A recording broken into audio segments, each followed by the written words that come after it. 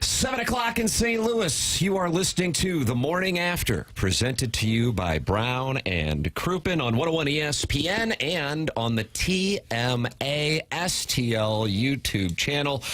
Tim McKernan, Doug Vaughn, Martin Kilcoyne, Little Jackie Papers is on the ones and twos. Chairman Kurt is manning the Collier and Thompson phone lines.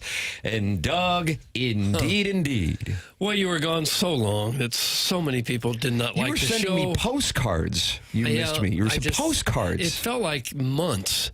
It had to just be days, but you were gone way too long. Please tell us you'll never leave again. The president of Special Projects just texted, never leave us again. Tim, while you were gone, Jackson talked about how he hates angel hair pasta. Doug hates... I actually was listening to that segment yesterday, live streaming en route to the airport. I listened to the Kerber interview, texted you boys. I loved the interview. I loved Martin, you saying, direct, and it's not like it's Kerber's, sitting there making calls, but I liked that it was just like, this is what I think, and I know this might be awkward, but this is what I think. But I really enjoyed the angel hair pasta discussion. Sure. Mm-hmm. Right around 4th of July, Doug said he was anti-fireworks, which caused him to... He was called a commie. Is that right? What was the name they gave me? Karen? Safety as Karen. Safety as Karen. I missed that. It was hurtful. I needed some time away. Yeah. Did you take some time? Mm-hmm. The only... yesterday, I was driving to the airport, was listening to it, and I also really enjoyed the talk on Doug's viewing of Grown Ups 2. Oh, God. It was horrendous. It was the worst movie ever made. Pestis still doesn't know the email address, and largely we were called boobs, morons, and ingrates. So there you have it. Well, you are welcome to call me that since you haven't been able to do it in a while. 314-399-9646, Air Comfort Service text line. And, of course, the Michelob Ultra YouTube chat is youtube.com/TMASTL. And I see they're active in there, but it's Chairman Kurt, and he writes, the air just feels crisper this morning. Okay. That's Chairman Kurt, who's in the room, but he's in the Michelob Ultra YouTube chat. Oh, and the gong's broken, Tim, by the way. I heard that, too. Are you getting a new gong, bro? I need one. Where do you get a gong? I heard that discussion as well. Gongs are us. Doug, Martin, and I'm sure, I know you're vacationing at Jackson's parents' place in the Hamptons next week. Did you leave the key under the mat? I did. It's right under the mat in Montauk. But we've said throughout the course of the years, and the program will celebrate its 21st birthday in 11 days, and the guests who are coming by. Who's coming by? Martin, surprises. Mike. Okay. Rudy's hologram. Oh, that'd be Mickey Carroll, his estate. I think they're still litigating. They'll all be here, all the greats. But that we never listen to the program when we're on vacation. It would be kind of weird if we did, I think. But some audience members are surprised when we say that. But yesterday I had a little bit of a drive before getting to the airport, and you knew Curbs was going to be on. I knew that Kerber was going to be on, and I really wanted to hear that interview. But leading into it, I also got the Grown Ups 2 discussion, and I found myself laughing, and my sons were asking what I'm laughing at, and then Doug started talking about it was humor for a second grader, which is what I have, and I said, maybe we got to watch Grown Ups 2. Oh, God. Oh, they'll love it. Well, the 3-year-old will think it's fantastic. So it turned into a movie suggestion from Doug. I like cookies. And then Jackson starts breaking down the merits of the first Grown Ups, and then by the time I'm dropping off the car, now we're on to angel hair pasta, and I'm like, I like the show. I got the Kerber interview, I got the Grown Ups 2 review, and I got Jackson's passionate take on angel hair pasta and rigatoni because he just started playing drops. It was great. It was very divisive. And then somehow at the end, Jackson said, who are your favorite brothers in sports? And it was your favorite, not who with the all-time list. And the text inbox blew up. We could never get enough. Every brother we had forgotten to mention. Arbor Day's happy to have me back, and I consider that to be the most valuable endorsement. Well, he was banned while you were gone. Oh, is that right? Like the suspension loved you? Yeah. Oh, yeah. He got it for a couple days. The letter was put in his file. He's the defending texter of the year, two-time. Also, he faces a 10% tariff. Oh, no. You were hot, weren't you? Darn right I was. That was Uncle Rich talking roller derby. And we found KG found an old clip of Rich. Arbor Day was banned, but Tim, we would get these texts that were awfully, witty and pithy, and they were signed Earth Day, Flag Day, but I don't You know. think you had a nom de plume like Bobby Valentine? I'm sure it was another person. Glad No to one have tried you cheat back. us. While you were out, store brand Andy Rooney got a real case of the grumpy old bastards. That's from Arbor Day. Store brand Andy Rooney. Is that who he's describing me as? Arbor Day? Is that who that was? Arbor Day just got himself suspended a period of 2 days' time, and I'm raising the tariff to a reciprocal 20% tariff. Oh, no. What about Earth Day? Can he text in? Well, he's on the ropes. Well, we welcome everybody to text into the Okay. program, 314-399-9646, the Michelob Ultra YouTube chat. Wonderful to have that active with friends gathering this morning at youtube.com/TMASTL. And, of course, you can email in for our design, air, heating, and cooling email today, the morning after at InsideSTL.com. That comes your way at approximately 10:50. Tony Russa is joining the program. The event is tomorrow night, Martin? Wednesday night at Stiefel. I saw him yesterday on the I think TV this is going to side. be wonderful. And he keeps adding a new layer because Oh, he has. wow. Well, I asked him about Ozzie Smith being there. I said people would be surprised. And he's like, no, man, great career. And I said, right, but you guys didn't always get along. And I said, are you good? And I said, yeah, you look at the whole career, body of work. He said, I just wanted, his arm to be right. And so but he keeps adding players. He said, yeah. And during the Ozzie thing, he said, Langford's coming. Brian Jordan's coming. He just keeps adding names to the list. Wow. And he said, show. he said they're going to be seated. All of these players, Daryl Kyle's, Widow Flynn, all these people Wow, because it's a tribute to really? Kyle, a tribute to Jocketty. He said they're all going to be sitting in the audience. He said it's not just sitting in the green room. They're going to be Matheny and Morris. He said they'll be in the crowd until they get called up. He's crazy. He's scripting this whole thing, and I say that in a loving way. He's very excited about it. Yeah, and you could still go to Ticketmaster.com. He was a little sideways with them. He was actually selling tickets at He and Ballpark Eddie Village Vedder. over the weekend. Yeah, he and Eddie Vedder should get together. But yeah, he's going to come on, and some of it is about all-star memories. He managed 6 of these, and it was at a time when the players still kind of cared. Well, when it determined the effing home field advantage for the World Series, I don't know if a rule has pissed me off more in the 21 years of this program than that. That drove me up the wall because the Cardinals were so good at that time, and I considered that to be such a valuable. I remember Bob Costas saying, perfect way to say it. He's always so damn eloquent. You have the least important game between April and the end of October, determining the location of the most important game between April and the end of October. And that's when La Russa was managing many of those All-Star games. And it was an overreaction because of the tie in Milwaukee. As often happens, there's just an immediate overreaction. So La Russa's with us at 8 o'clock on the Stiefel. Nine. I saw 8 o'clock and it's moved. Mistakenly put it at 8. How can we adjust? It's 9. Doug, how are we going to handle that? Well, 8 is next to 9 in the keyboard, and that's what probably messed me up. yeah. Hammer hands over here. Doug, 8 is next to 9. Think about it. I want no part of your pursuit of Gaga.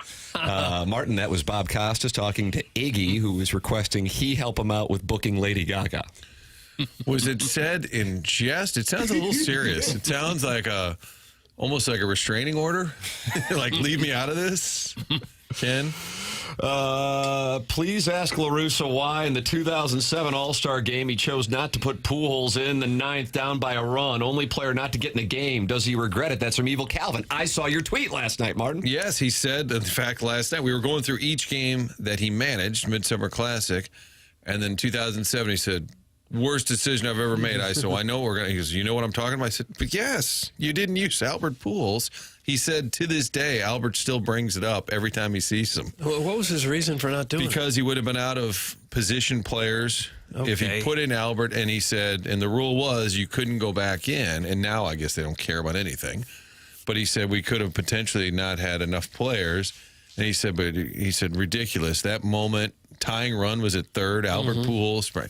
One of the greatest players in the game at the time. It baffles me. It's like the Eric Fetty thing. Like, there's no way to explain it, but he'll be happy to talk about it because he said it's still the worst. He goes, I know there's a lot of choices out there. Still the worst decision. And it is baffling. It's tied for first. Hey, Tim, I offered Uncle Rich Olive and Oak and my wife while you were out. I hope you're okay with that. That's from the recovering alcoholic from Belleville and Webster Groves. Did Rich Gould actually read a text from the recovering So alcoholic? I think we read it, and then Rich said, well, that's nice. That's a nice offer.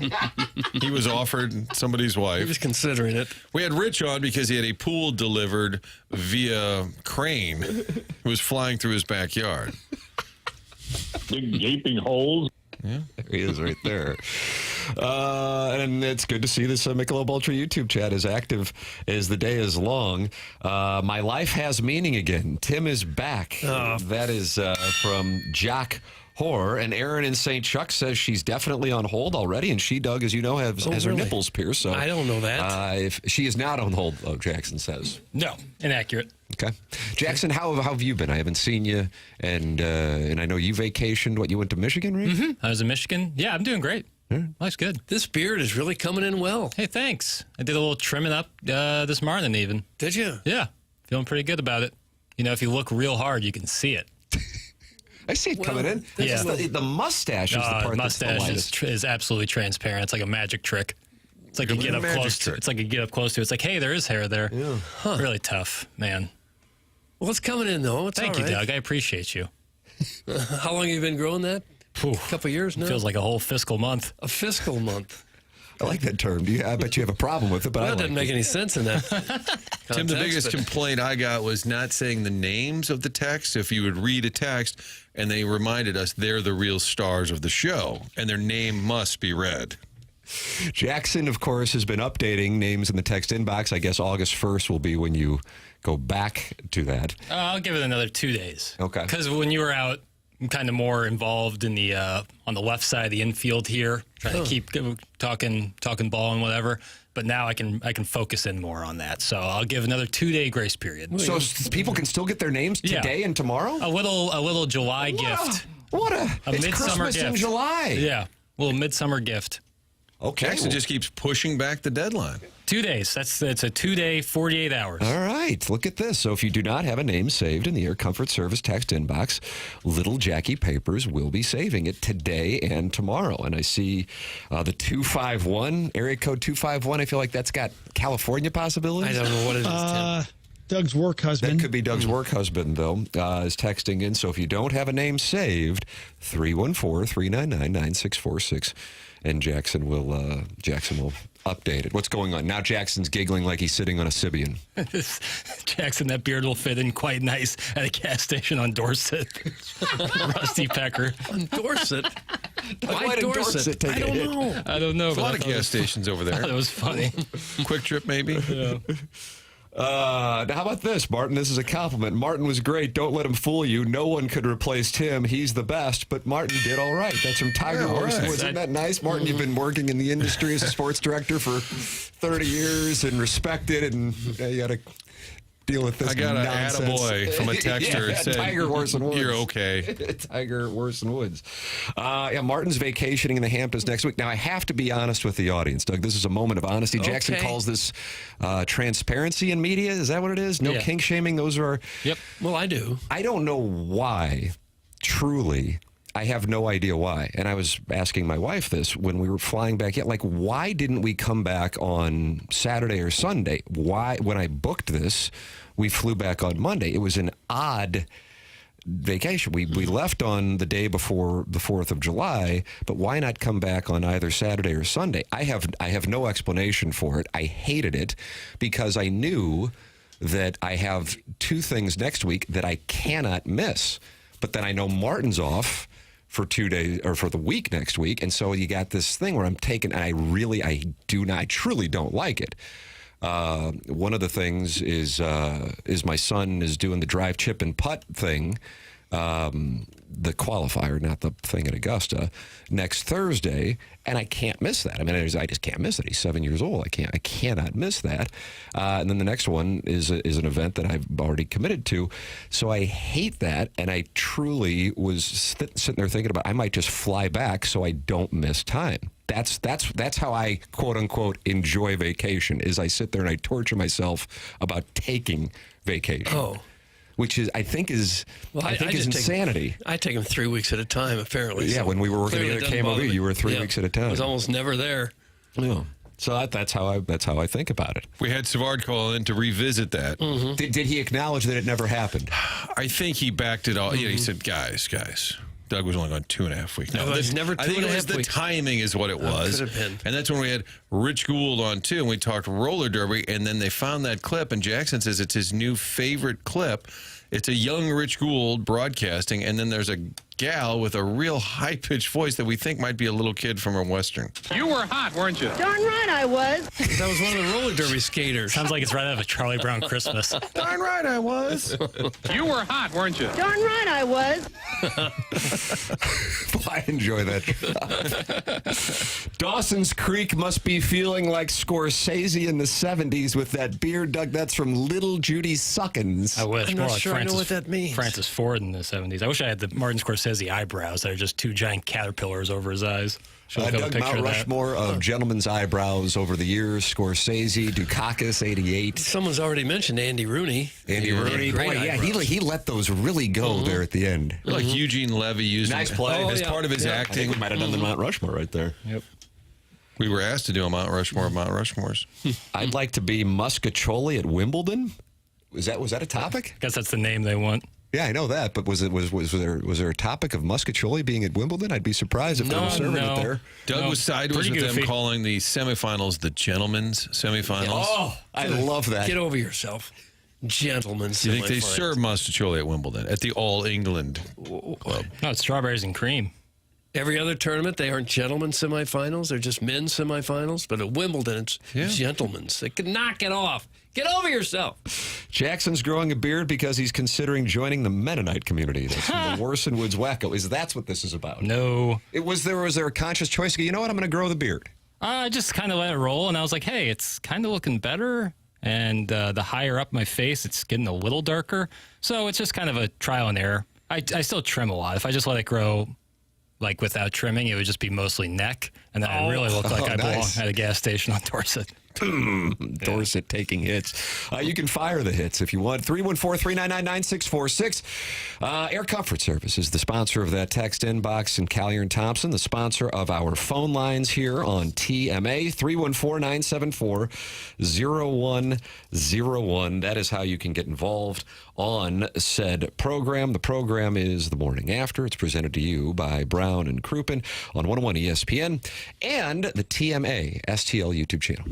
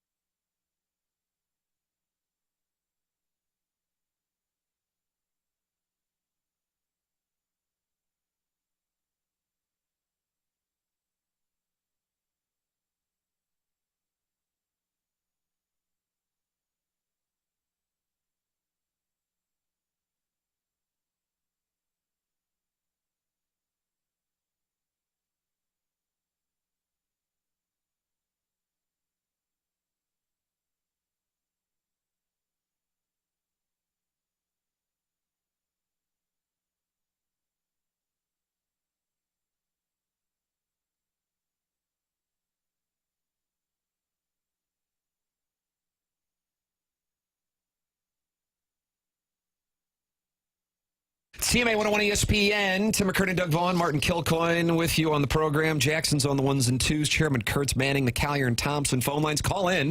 I thought Aaron in St. Chuck with their nipple rings was calling in, but apparently that was just bad information that I received from my sources in the Michelob Ultra YouTube chat. The source being Aaron in St. Chuck. It had to be a bad read because any lady wearing nipple rings can do no wrong, and that's the way I was raised. Maybe the rings got caught up in the phone cord. More powerful. Too visual, Doug. I thought it was vivid. It was like a Burwell opening column. It was perfect. Do you have a problem if you're betting on the Home Run Derby? Yeah. Thank you. Probably so. Yeah, I'd say. I just have a But you're problem not with alone. the Home Run Derby. Certainly not alone. I fired a wager before the festivities last night at plus 1,100 on Junior Caminero to win. Now, I'll be transparent with the audience. Doug, again, you call it honesty in media. Okay. It was a $25 wager, but it would have paid $275. Mm-hmm. And now I know for Jackson, he wouldn't, if it was sitting on the floor, he wouldn't reach down to pick up $275. But for a meat and potatoes guy like me, Right. a guy from Tam Just Avenue. basic guy. Thank Yeah, you. bread and butter. Thank you. The working man's host is what I'm called. Right. Guy who likes to get his hands dirty. That's exactly work right. with your hands. That's exactly. Work the land. Bussing tables at Pietro's still. Yes. $275 matters. And I'm watching this Home Run Derby. Did anybody else watch it? Did Yeah, I anybody? watched- Jackson shaked it off right away. I tried to watch most of it, but my cable was flashing on and off. What's going on The there? whole, I don't know. I turned it on. I turned it off. Martin, this is a It's live got to read for clear up Spectrum. At some point, for hours, it was like that. After the remote incident over the weekend, I think maybe you should give up TV. Just stop watching TV. I watched it. I had a big problem with seeing Shohei Ohtani and Aaron Judge standing around watching the Home Run Derby while Jazz Chisholm hits 4 home runs in 40 pitches. It's lost a little bit of its luster. So this is like the NBA's All-Star Game slam dunk contest. When it used to be the biggest names. Now they have guys playing in pickup leagues. Mac McClung won like 3 times. I got to say, Hasn't Doug and played an NBA game in years. Doug and I get slapped with the olds label all the time, but I was watching and thinking the same thing. Boy, you have some prolific home run hitters in the game, and they're not in this. Right. Yeah. And It used to be McGuire hitting them out, and the Ken biggest Griffey name. Jr.? Yeah, I mean- and now it's just who can we get to do this? Well, they got Jazz Chisholm, and he did hit 4 home runs. Yeah. Junior Caminero is who I went with. The big dumper got to the finals against Junior Caminero, whose swing looked effortless. And he was rolling along, watching it with my both my sons, actually. And we're sitting there, and we're talking about what we're going to do with this money. Maybe I can retire from the side gig at Pietro's Bussing Tables. Maybe you can get some seed and plant another row of corn. Thank you. And then some young tyke is out in the outfield. Oh, yeah, he robbed him of And a he home goes run. Willie McGee, 1982 World Series, and he reaches over the wall and robs him of a home run. and I think it was Eduardo Perez goes, that's not the time for that. And Caminero of the Rays, he like stops, and some of his buddies, I think it was Ellie De La Cruz, friend of the Vomit Comet here in St. Louis, Tatis, they're like, hold on, did it kind of like it threw him off? And then he called his timeout, and they're arguing as to whether or not it counted. Now, it did count, but it looked like it got in his head, and then he fell apart, and he loses by 3 to your guy, Doug, the big dumper. Yeah. And now me and my family have to figure out how we're going to retire from Pietro's Bussing Tables without that $275. I don't know. I liked how Pat McAfee introduced him at the beginning of the Home Run Derby as having the fattest ass in all of professional sports. Seattle Mariners, hailing from Colorado, North Carolina. A man who's doing something that no catcher has ever done in the history of the sport, with the fattest ass in all of professional sports. And leading the big leagues with 38 homers so far. Ladies and gentlemen, Big Dumper Cal Raleigh. Nice intro. It can't be the fattest ass. There's got to be some offensive linemen in the NFL. Not Rushmore. Well, I don't know their names really right off the top. You brought it up. I mean, you got guys who weigh 350 pounds playing in the NFL right now. They've got to have a larger dumper. Per capita, I'd bet it's him. I like that, per capita. Yeah, pound for P. Pound for pound. It is large. His father, who used to coach at Tennessee, he was a head coach. He was a manager at Tennessee's baseball program. Was pitching to him.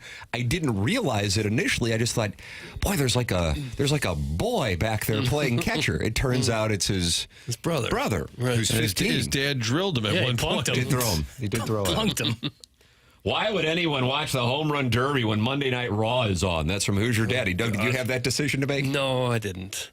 I tried watching, but cable flickered on and off for the whole 3-hour presentation. I'll put Pozo's ass up against anybody's. That's from Mr. Bojangles. He'd be right there. I think he would. There. If you enjoy Pat McAfee, you need to be put on a watch list.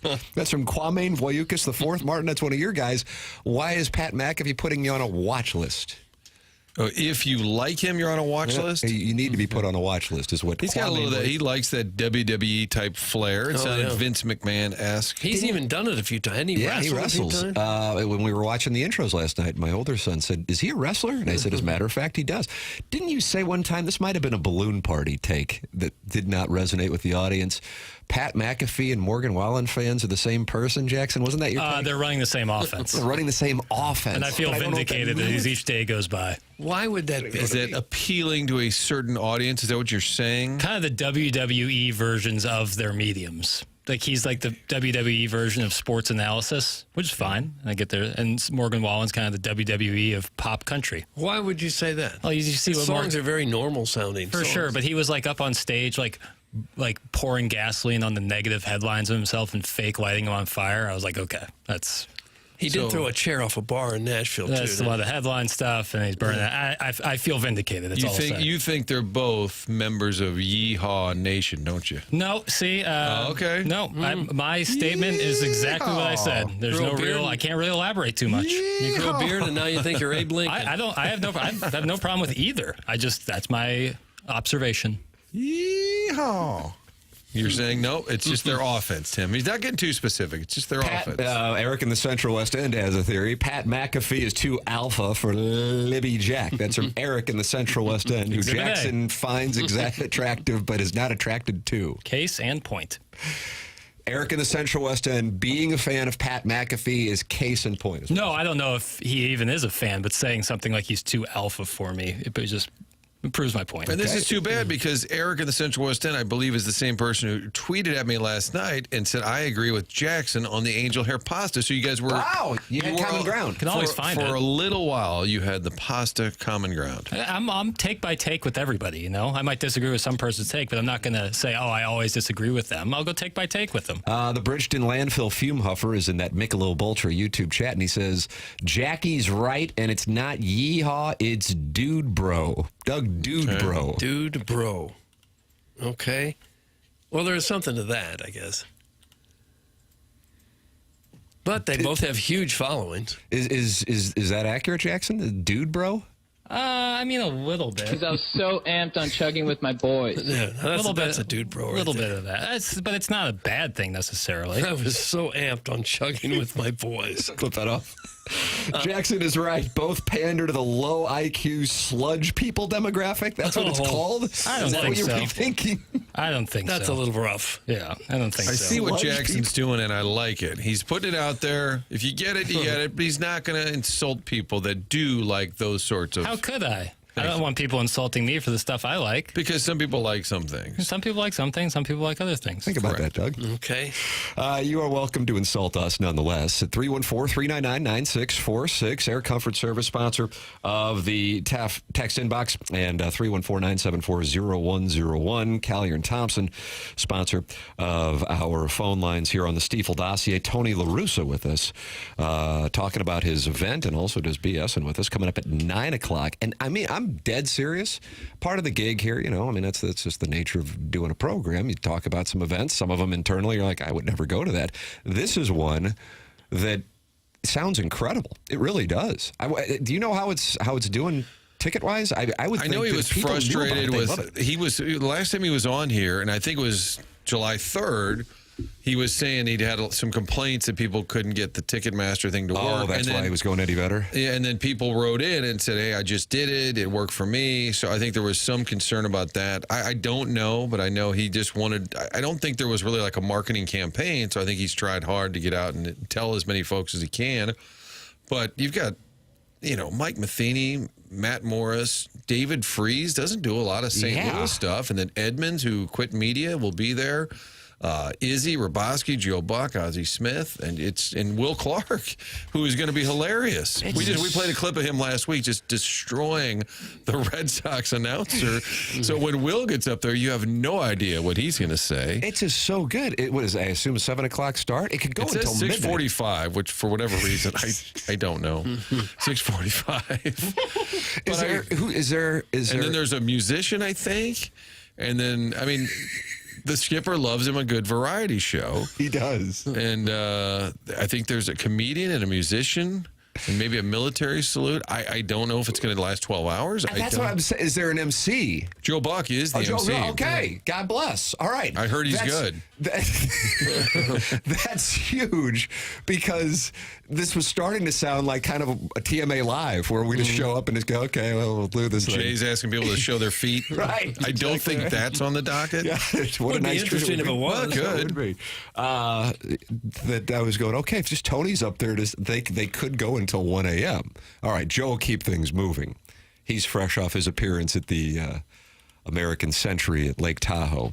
We got called out yesterday for not giving a shout out to Taylor Twellman who was like 4th or 5th. Yeah, I think he was tied for the lead going into Sunday, and his uncle is Jay Delsing. Great tour player. Really, I read his book over my vacation. It truly is a great book. It's not like breaking down, like a biography. It's just amusing and crazy-ass anecdotes. But anyway, so, Taylor's a hell of an athlete. I didn't know he was that good of a golfer to be in the mix. Those guys who win those things are not just like scratch golfers. I think they're plus handicaps. They're at another level. And yeah, Taylor. So people are mad that you didn't talk about Taylor. Well, it was pointed out on the text line. How dare you guys not talk? I think they were kids. Bundesliga, second Bundesliga. What about that, Doug? How dare you? How dare you not find Dr. Brandon Pryor attractive, Doug, at 100 West Dental? Oh, he's a beautiful man. 100 West Dental built brand new offices right on Manchester in Baldwin with the most modern technology with the patient experience at the front of mind. No dental insurance, that's not a problem. The membership plan at 100 West Dental aids in the cost of dental work for those who don't have dental insurance. And they have a huge offer going on that if you mention my name, you get $1,000 off Invisalign. And if you're on the fence about Invisalign, they have a digital scanner that can show you a simulation of what it'll look like before you even go through with it. You do not have to call the schedule. All you have to do is go to 100westdental.com and schedule right there. No phone call needed to get in. Just check the calendar online for availability and book right then and there. The weird thing is, even though dental insurance and medical insurance are separate, dental health impacts medical health. They are not separate. And I know people go, God, I don't want to go to the dentist. You got to get your teeth checked up.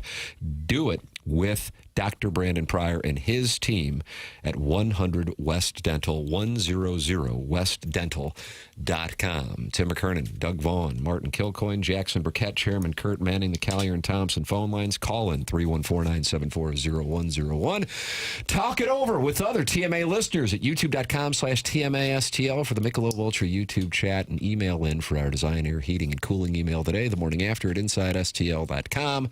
This is the morning after, presented by Brown and Crouppen on 101 ESPN and the TMA STL YouTube channel.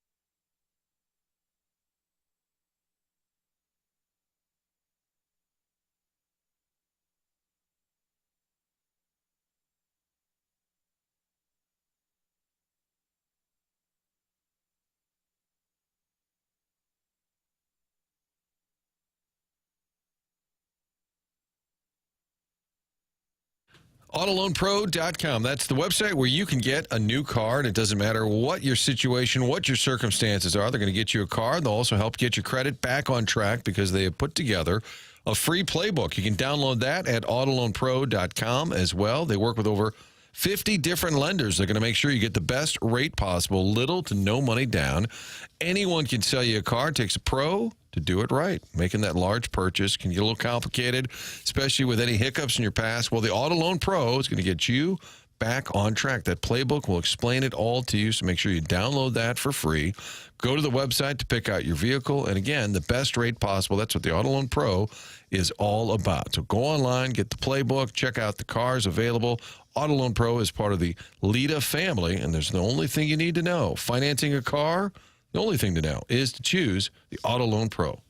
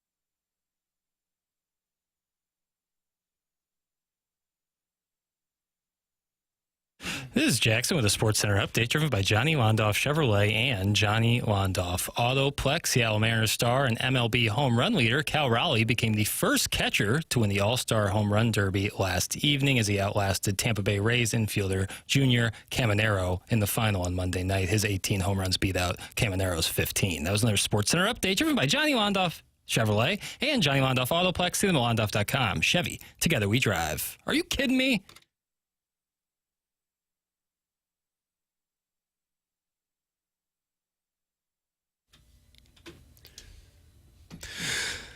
Gentlemen, little lady.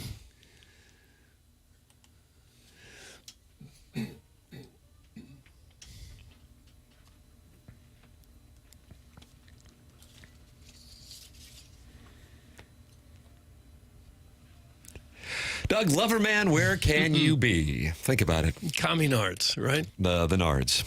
It's TMA 101 ESPN 7 o'clock hour. You can watch the program at youtube.com/TMASTL.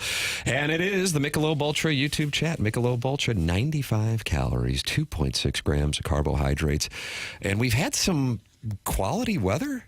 I just assumed when I landed at Lambert yesterday that right when you walk out from the two baggage claim, Somebody greets you with a smile? Well, there's that, but then you get hit with like that heat. The heavy air. The heavy air. Perfect. But I wasn't hit with that. My wife said, "Hey, you want to barbecue today?" And I'm like, "Oh." I said, "Hey, woman," because I was raised the right way. Yeah. Hey, woman. She it's gonna be does hotter all than the hell. bacon. Yeah. Yeah, Why don't you make some pasta? Yeah. Not angel hair. Exactly right. Rigatoni. And then we're outside. I'm like, it's kind of nice out. What the hell's going on? Yeah, hadn't been bad. But then I see all hell's about to break loose. Well, it can't be good for more than a couple days. You didn't get caught up in that airport mess, did you? I saw it. No, we landed, and I gather that was departures. Did you boys discuss that yesterday? A little bit, yeah. Loosely. It was the Seventh-day Adventists had a huge convention. It was damn near backed up onto Highway 70. Yeah, and what apparently happened, and I don't know it for a fact, but they said most of the folks at the convention had different flight times throughout the day, but they were all dropped off on buses at the same time. So let's say your flight's at 4 p.m., yours is at 10 a.m., you're in the same line, and all of a sudden everybody's there, and I guess there's a normal flow to the day. That's that's social media explaining. So I don't know that to be a fact, but apparently everyone got dumped off at the same time, and they're like, holy smokes, and nobody's getting through. But it's a bad look, of course. I saw it, and I was like, holy crap, what in the hell was that? So anyway, we landed and I'm thinking to myself, this isn't as bad as normal. And Doug, what? The security, I know you enjoy when somebody's picking you up at Lambert and the security guard starts screaming at them immediately when they stop. I like to be berated. That off. I did not experience that yesterday. Really? Someone was nice to you? I wouldn't say they were nice. They just didn't say anything. They just didn't. They called in sick or something, weren't there? Martin, have you had a chance to see the Superman film? I have not, but I like a good review. Yeah, well, good news. Mike Francesa did get a chance to see it, Doug. Noted film critic. Okay. And he was doing his Bet Rivers podcast. Here is his review of St. Louis and James Gunn's interpretation of the new Superman film. What I'm getting into is this stunk as for someone who's a old-time TV show Superman guy trying to get entertained for a couple hours and wants to see Superman. This movie was pure torture to sit through. Torture. I mean, I'll tell you this. If my name was on the credits, I'd hide it. That's how bad it was. This was 2 hours of this new Superman. It was he wasn't Christopher Reeve, but he was okay Superman. 2 hours of him getting the crap beat out of him. Who wants to see Superman get beat up for 2 hours? He's getting beat up by everybody. Plus, you have other superheroes in the movie. I didn't go there to see some guy named Mr. Terrific. I didn't go there to see the Green Lantern or some lady named Hawk something or other. I don't even know who she was. Okay, these other superheroes who he calls on. Who needs other superheroes? This is a Superman movie. You want to see Superman flirt with Lois Lane, keep his disguise, and battle crime. That's what you want to see. And good triumph over evil. That's Superman. Couldn't have been as bad as Grown Ups 2. It couldn't have been. What was the sound at the end I caught? Superman flying? Was that Superman taking off for flight? Superman. Doug, I wanted you to appreciate that, Jackson. Yeah, nice little sounder. What is that sound? Where did you find that? That was Superman sound effects. Yeah. Oh, well, there you go. Superman flying. That would explain Have you it. seen it yet, Jackson? I have not. Are you going to see it? Oh, for sure. I've heard other people say it's pretty bad. At least I've seen that Superman online. isn't that interesting of a character to me. No. Like, in terms of superheroes, like... You like the Green Lantern? Green Lantern. He's just not a very compelling character to me. That's why I think it's hard to make a movie out of him. But I'll watch it. I Wow, love James Gunn. 83% on Rotten Tomatoes. Really? 93% on from the audience score. Yeah, we'll see how that ages. I'll see it. I'm looking forward to see it. I love James Gunn movies, so I'll check it out. Slew high. 84? Doug, was he 84? I don't know the years, Tim. Maybe 83? Was that when Ted Mimlitz was there? I'm trying to remember. So I'll see it. But I won't be affected by Mr. Francesa's review. It will not keep you from going to No. the cinema. No, and I don't think it will for other people, too. It'll make a ton of money. A boomer New Yorker hating something. Color me shocked. That's from the Never-Ending Wipe? Wipe? What? Oh. Jackson, is that a new name It's you a just recent entered? ad, and I was smiling ear to ear when I put it in. Really? And Because by you thought somebody would read it like Tim did and go, oh my God, what is this? Yeah. Harrison's brother Master requested a name change. He wanted to be called Joey Vitale Talks Too Much. And Jackson said, no, you are forever. Because he said, I need to identify you. Right, we got to keep an eye on him. Shocking. Vladdy Burkett doesn't like Superman. Yet more evidence he's a Russian spy. That's from the Worst and What's Wacko. While I was vacationing, the people began to introduce a theory that you're a Russian spy. Oh, like a sleeper Really? cell? You say the right phrase and I start speaking Russian. No, not the guy. I think like Batman's a more interesting character. Spider-Man's a far more interesting character. Superman, Why do you hate journalism? I love journalism. Well, he's Clark Kent, right? Yeah. Is there an amount Glasses are doing a lot of work. Is there an amount of money that would get you to spy on the United States for Russia? No, it seems like a bad idea. And best not to admit it, even if there is a price. For sure. No, I'm an American baby. What kind of spying could you do? Like, when the commercials are going to be played on a radio station. Putin can use that. Yeah, I don't really think I'd have much valuable information. Probably not worth that much. If you're a grown man going to see a superhero movie, you'd probably be better off investing that money in therapy for your Peter Pan complex. Maybe to stay home and watch Grown Ups 2. That's from Veterans Day Observed. Doug, I'm starting to wonder. Is this Veterans Day observed? Arbor Day is in disguise, who's been suspended by you. Yeah, he has had a 20% tariff. Every text. But Veterans Day work. It was sounds a lot like Arbor Days, but they must be related, I'm guessing. Yeah. Okay. Oh, I don't have much interest in Superman either. I wanted to go see F1 this weekend, but it was like sold out everywhere. Yeah, big money. Oh, is that right? Mm-hmm. Brad Pitt's killing it? I'm seeing it tonight. Yes. Oh, is that right? Mm-hmm. Where are you going? Just up the road here. Wow, so Just vague. up the road, It's like I because felt you're like I afraid- was talking to Henry Hill. Just up the road. I'm looking forward to it. It has to make money, or else And you're movies are in bad shape. hiding the location of a theater because of people that might stalk you or something? I don't see an upside in me saying the name of the theater. I see downside, though. He golfed all weekend, and we said, where'd you play? He goes, a lot of places. Yeah. And you're not a spy? I said the meat of the information I gave away. I don't need to add the condiments, the interesting little details. No, I don't need to. You know what? I played golf. That's all you need to know. Wow. I'm going to see F1. You don't need to know where. Where there's smoke, there is some fire. All right. Why don't you give out your exact location for the next 48 hours? See how that goes. Well, we did have Joey Vitale give out the street on which he lives, but not reveal where he was vacationing on the air.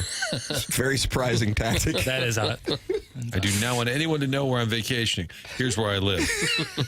That's a new twist. You can text in 314-399-9646.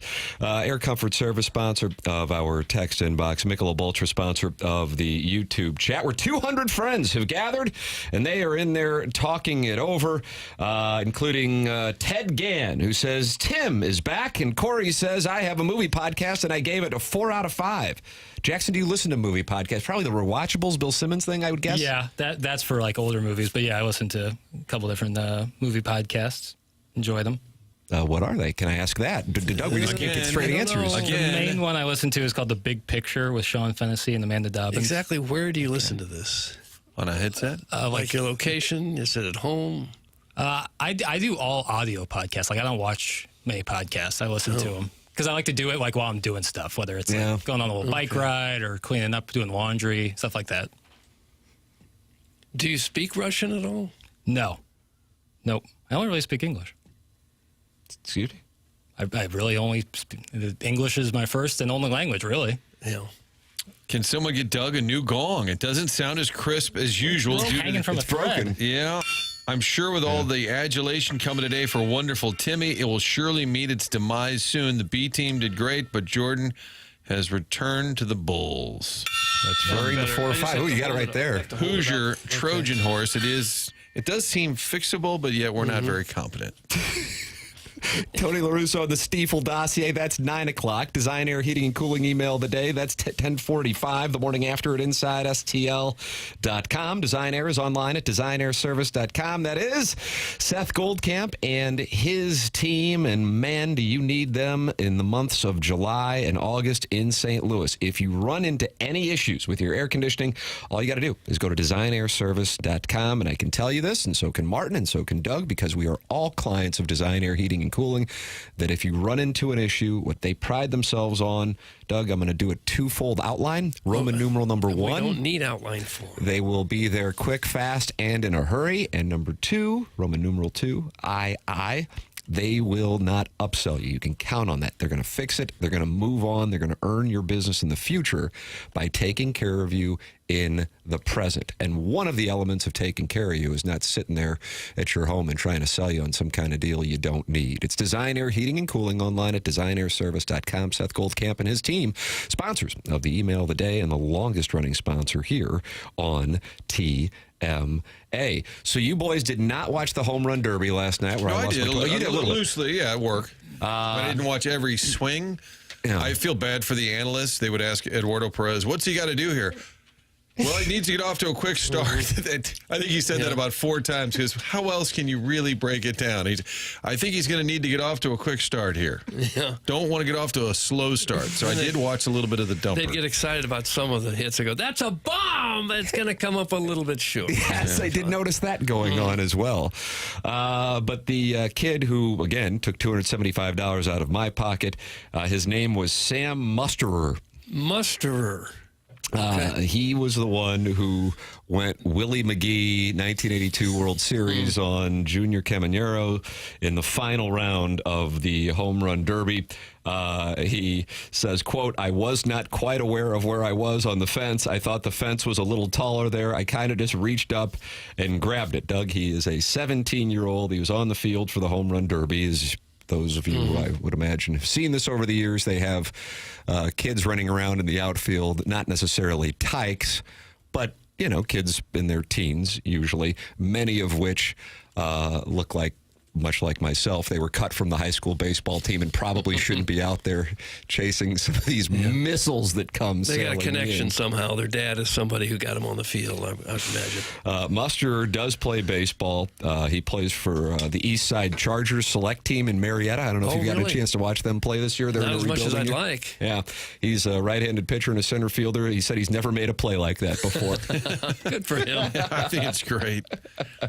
It was a nice catch. Caminero's teammate Brandon Lowe said, I would have thrown him out of the game. I should have run out there and dragged him off. He was joking, to be clear. But yes, he did steal a home run. The home run did count, but Caminero and then Ellie De La Cruz and Tatis Jr. were all freaking out, thinking that it did not count. He called the timeout. It did count, and he never regained his form And Cal Raleigh, the big dumper, got a chance to win it. Why do you think that's not getting as much attention? I mean, he is on a pace that could put Bond's record in play. Because he's doing it at midnight East Coast time. I think that might be it. Yeah, you kind of bury that there. You never know he did it until you look at your phone the next morning when you wake up. Yeah.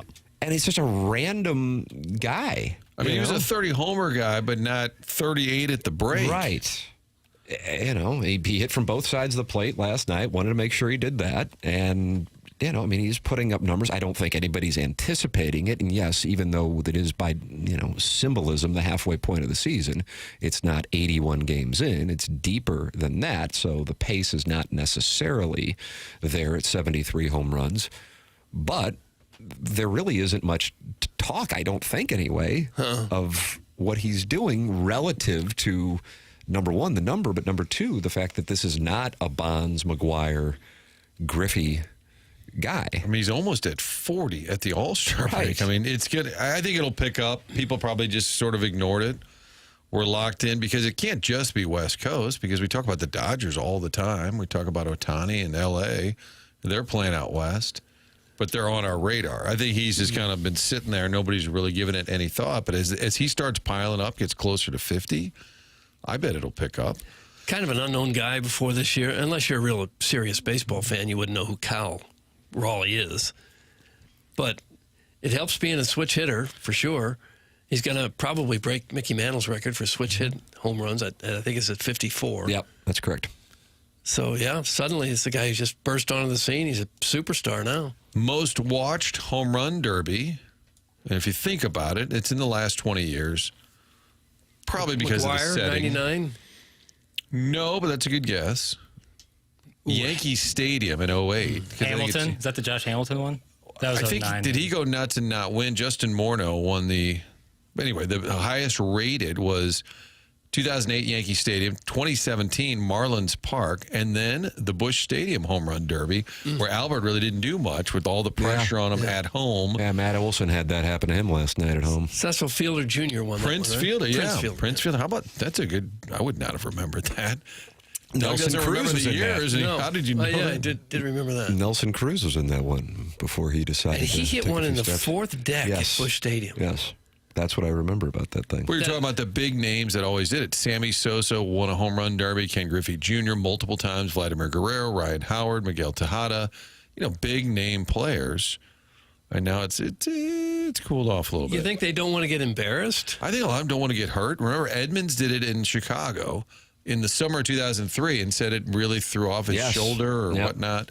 So I think a lot of them have just refrained. I think Albert in 2022 didn't care anymore. His career was over, right? Yeah. And he went out there and hit a bunch of bombs and got him back on track. When you watch it, you wonder why they don't just try to yank everything right down the line. It's the shortest wall. But you forget that they're actually tired at times. You swing the bat that much, no matter who you are. After you swing it that many times, that quickly, you just get worn out. Do you remember who won it last year?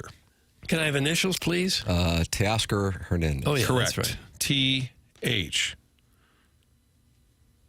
Yeah, Teoscar Hernandez. Yes. Nice. I know. Nice. I was heard that just making somewhere. sure he's paying attention. Yeah, and I remember that they said it last night. Still on HD2. 8 o'clock, the time check brought to you by Clarkson Jewelers, Tim McKernan, Doug Vaughn, Martin Kilcoyne. Little Jackie Papers is on the ones and twos. Chairman Kurt is monitoring the Callier and Thompson phone lines. 314-974-0101. The program's called TMA. It's presented by Brown and Crouppen on 101 ESPN and the TMA STL YouTube channel.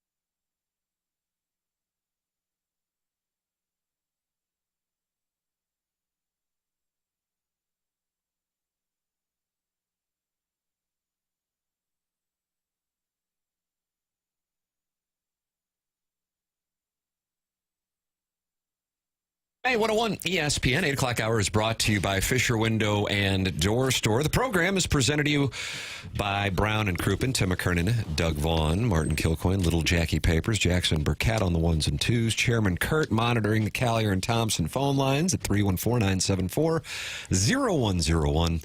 And you, of course, can watch the program and talk it over with other TMA listeners at youtube.com/TMASTL. And from Brown and Crouppen, joining us is Ed Hermann. Morning, Ed. What's the word? Hey, how's it going? Yeah, I'm solo today. Brody is in Florida on vacation. He's vacationing. He is vacationing without me. Where in the Florida area? He's in Seaside, sort of the northern area, near Panama City, I guess. We can't get straight answers from Jackson on things right now, so we're starting to wonder if he's a spy. So it's nice to ask a question and get a straight answer. They used that I try to get straight I answers. believe, for the Truman Show. Did they shoot part of that there?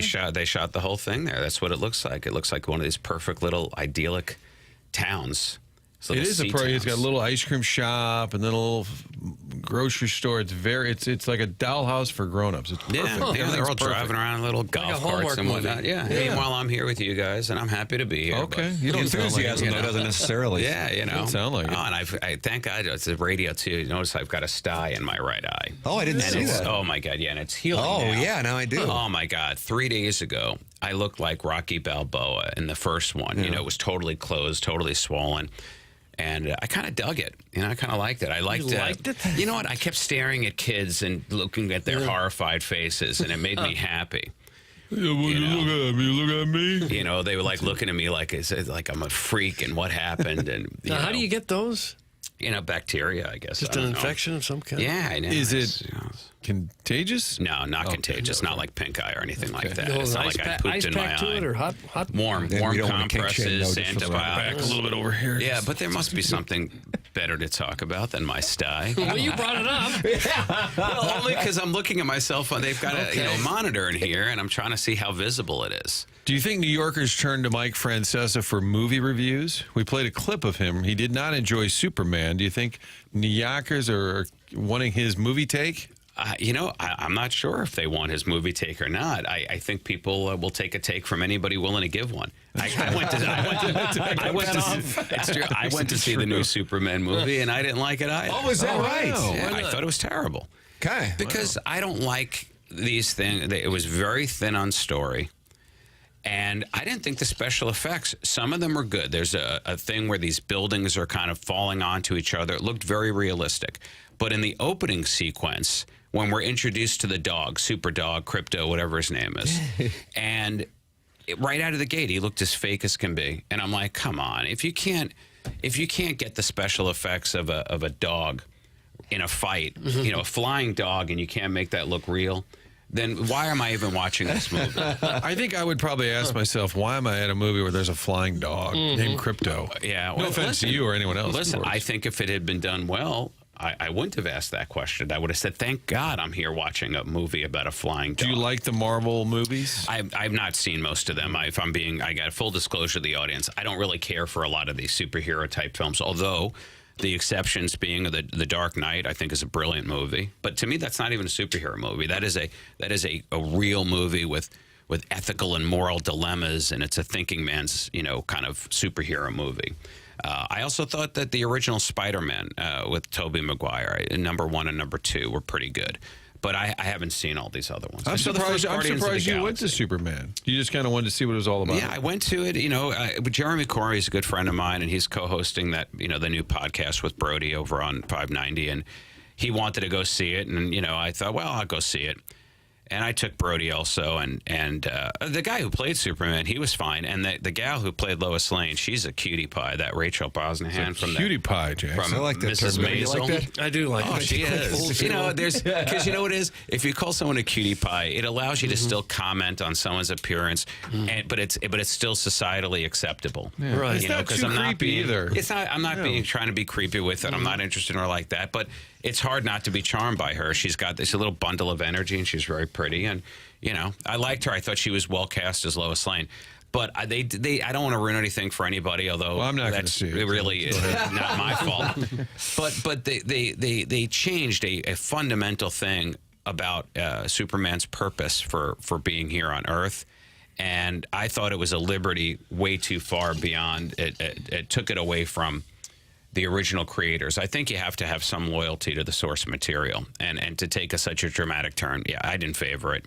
No, not good enough. Speaking of bad movies, have you seen Grown Ups 2? You know what? I think I did see Grown Ups 2. Oh, my not a God. good film. Oh, I stumbled upon it on Netflix this week. You just can't get over it. The absolute worst thing with the greatest cast and the worst movie ever put together. You know, sometimes just a group of guys get together and they're having a great time making something because they're all friends. I guess. And then all of a sudden you look at the final product and you're like, man, most of our laughs were just between each other off screen. And once they were filming, we weren't that good. Meanwhile, Happy Gilmore 2 will be coming out on Netflix shortly. Is this something we're all excited about?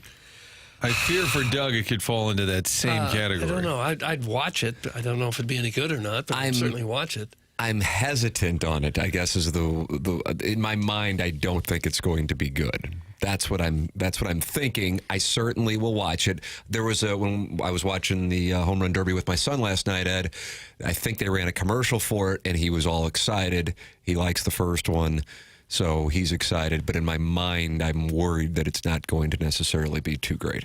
I feel like, to me, the first one is kind of a legendary modern comedy. So it's not going to be the first one. That said, I mean, I'm kind of excited for it. You know, I mean, I've been disappointed by almost every single movie that I've seen in years. I mean, seriously, honestly, as I think about it out loud, I don't know the last time I left something thinking, wow, that really was something. I think the good stuff is all on Netflix and HBO these days. Yeah, I think television, in the last 25 years, I think television took over as this is where you go for the really good quality entertainment. It's not the movies anymore. I think when The Sopranos came out 25 years ago and you had this litany of shows between The Sopranos and Mad Men and Breaking Bad and even The West Wing, and all of a sudden Curb Enthusiasm, television just took over. It just got better, and it really hasn't let up. Because I still think now all of the most interesting stuff to watch is on TV. I got a question for you that Jackson is passionate about. I recognize he doesn't have a microphone, but I can represent his position on this. There are television shows that come out and they do one release per week. And then there are television shows that come out and then they just release the whole season at one time. Currently, The Bear would be an example of that, with that new season being released all at once. Then you have other shows, the one that we talked about when John Hamm was on, Your Friends and Neighbors, that was 1 week at a time. Do you have a preference on that? I do. I like the option of binging, but some shows are not really bingeable shows, and it doesn't mean that they're not great shows. Apple does their episodes one at a time, and they let you savor them. You know, so when they released Ted Lasso, which was like probably my favorite of the shows, I like that it was one at a time because I wanted to savor it over a longer period of time. And they did the same thing with like you say, the new John Hamm show is an Apple show. They did that with the morning show as well. That's just how Apple does it. Shrinking also, which is, by the way, a great show. If people have not checked out Shrinking, I had no idea Harrison Ford could be that funny. But in about the middle of season 1, he has an episode where he takes a bunch of edibles. And it may be the funniest thing I've ever seen certainly the funniest thing I've ever seen Harrison Ford do. But if you haven't seen that, check that out. But some shows aren't bingeable. Severance is another Apple show. And I've watched both seasons. You cannot binge that show. Every episode is just too slow and dense. And it's not to say bad. It's really rich. Mad Men was like that. I couldn't ever watch more than one episode at a time, but I could watch one episode every night and go straight through the whole series. But then other shows, man, they just go down easy. And I need to watch the next episode right away. They always give you that little hook at the end. Yeah. And then you're like, you just want to go to sleep. But now I got to watch at least the first 5 minutes of the next episode. Have you seen Waterfront? No, who's Waterfront? I don't know if I've even heard of that one. Probably no actors or actresses you've heard of, but it's it's one of the hot series on Netflix right now. Waterfront. Yeah, it's pretty good. Do you guys see that? My wife is watching. Based on a true story. Yeah, I have not seen it.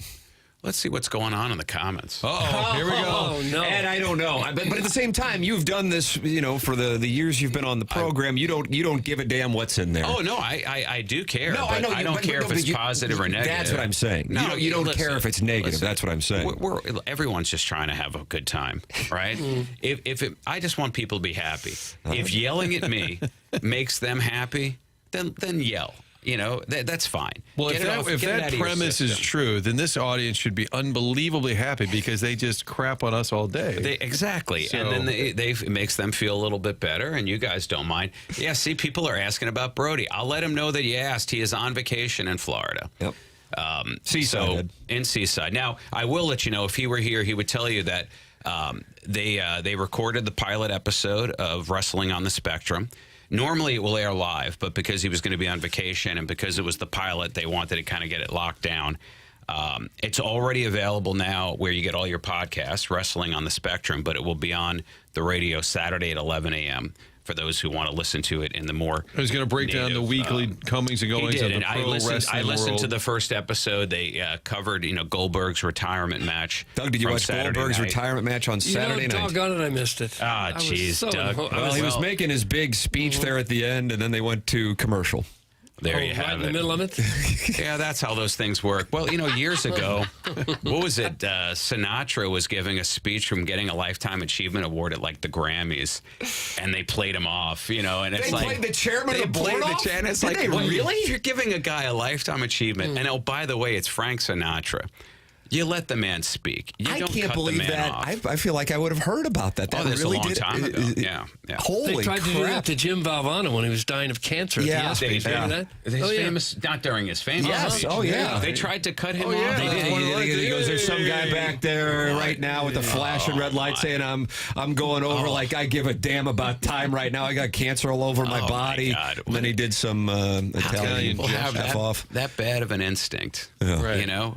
It's like, pay attention. Let Right. life Read the unfold. room, son. Exactly. They've been gotta told read you the get out room. on time. That's it. You get out on time. Doesn't matter what's going on. Yeah.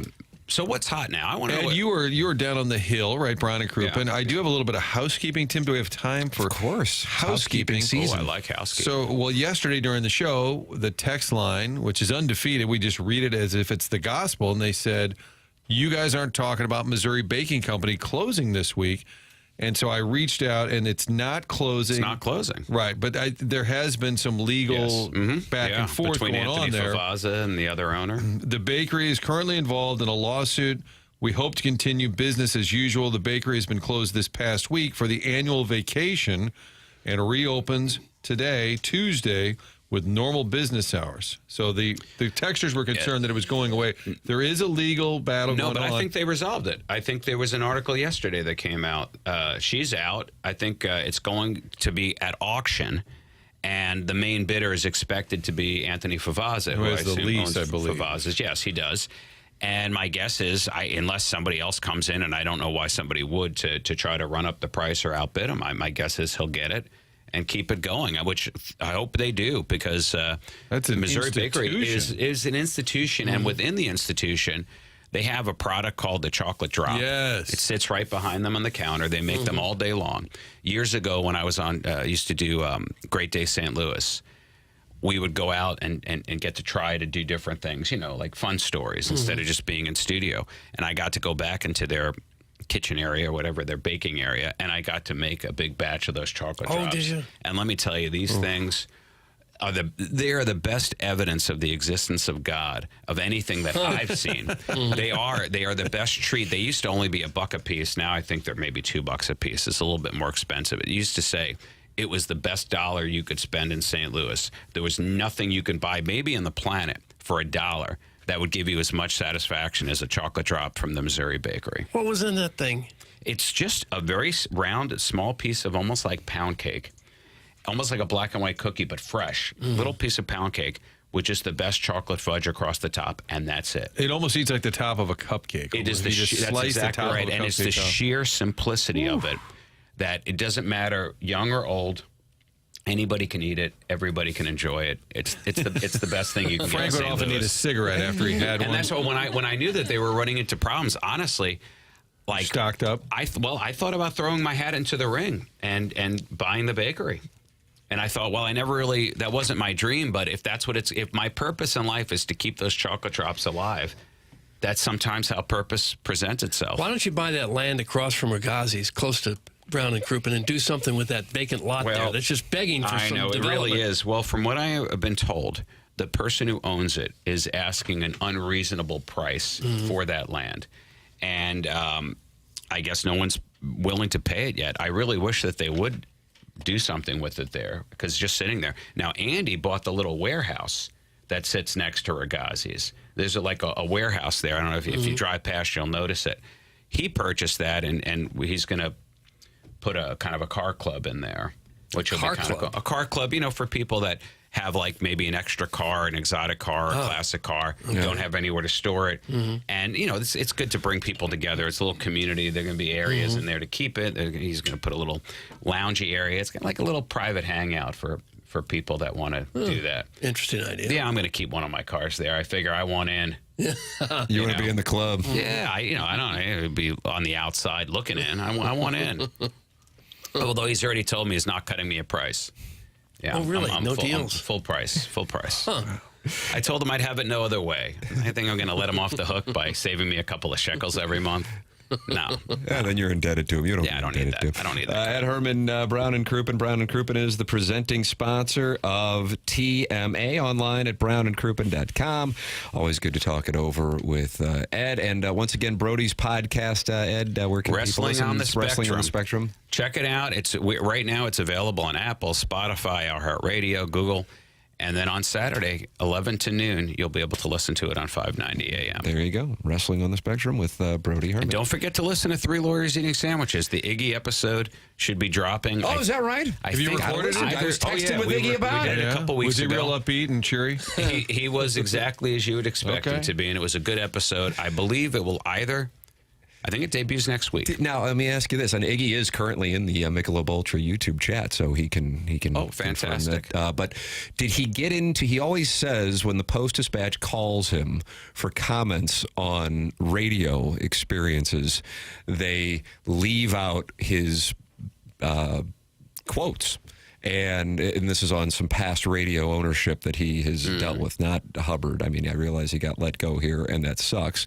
But he doesn't have any ill will toward Hubbard. But other operations, he does, and he felt like that would always get neglected.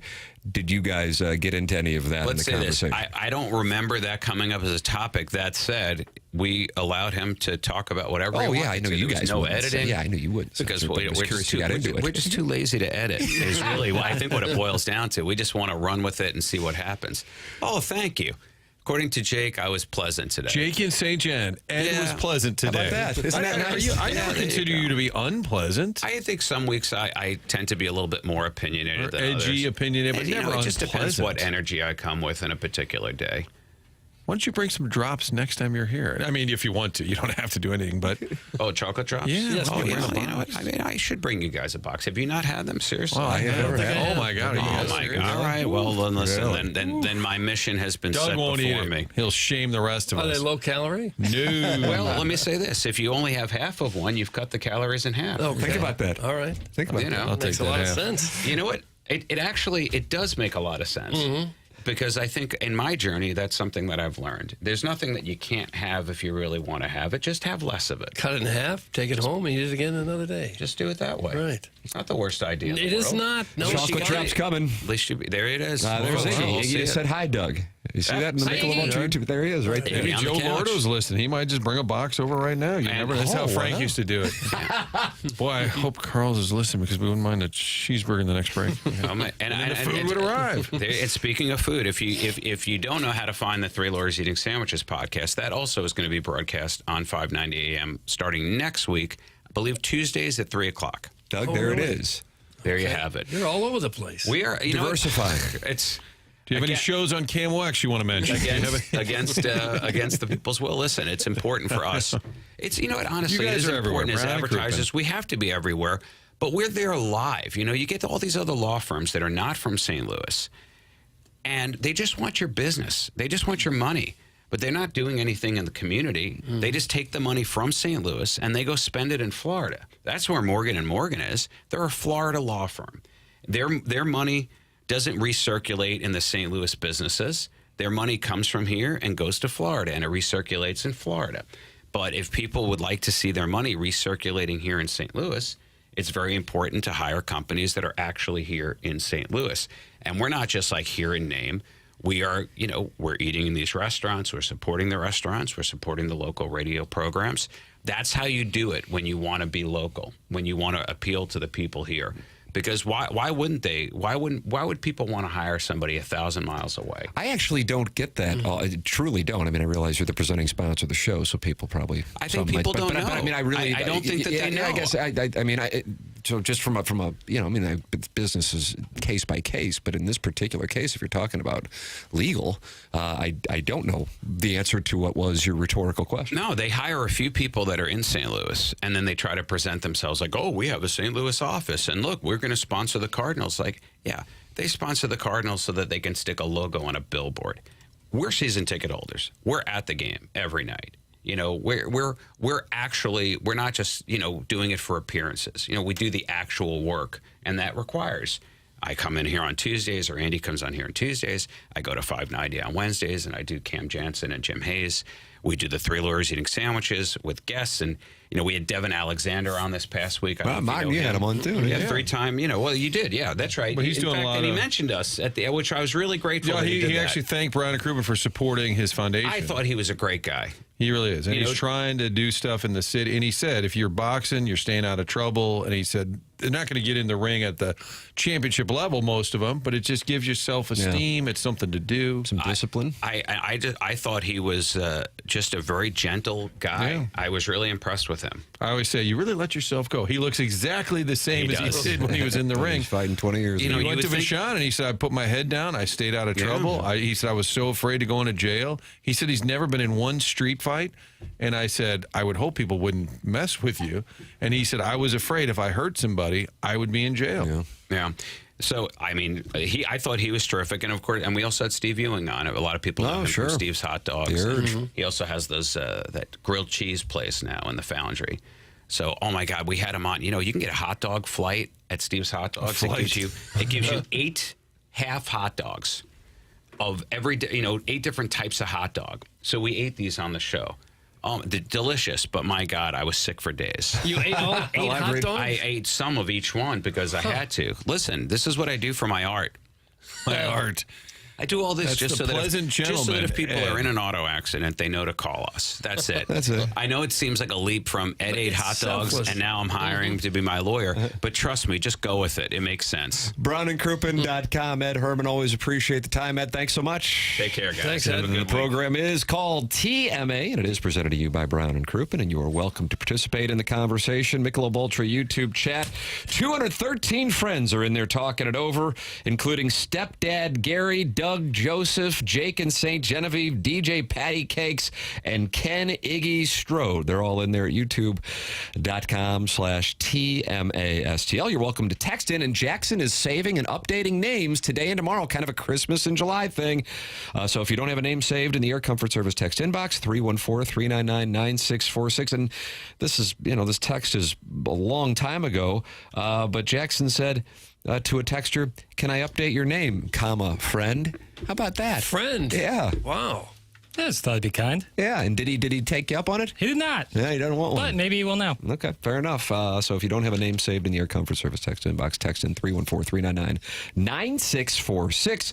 And, of course, you can call in as well. Collier and Thompson, sponsor of the phone lines. Martin, could you tell the people about Design Air Heating and Cooling, our sponsor of the email today? Design Air, longest running sponsor on TMA. They bring you that email of the day at the end of the program. You can pest us if you're listening. It's the morning after at InsideSTL.com. That is the email. Design Air is a family-owned business. It's been around for more than a century. It's going to get hot again. Guess what? August will likely be hot. September will probably be hot. Make sure the air conditioning unit's working right. If it's not, maybe it's just a tune-up.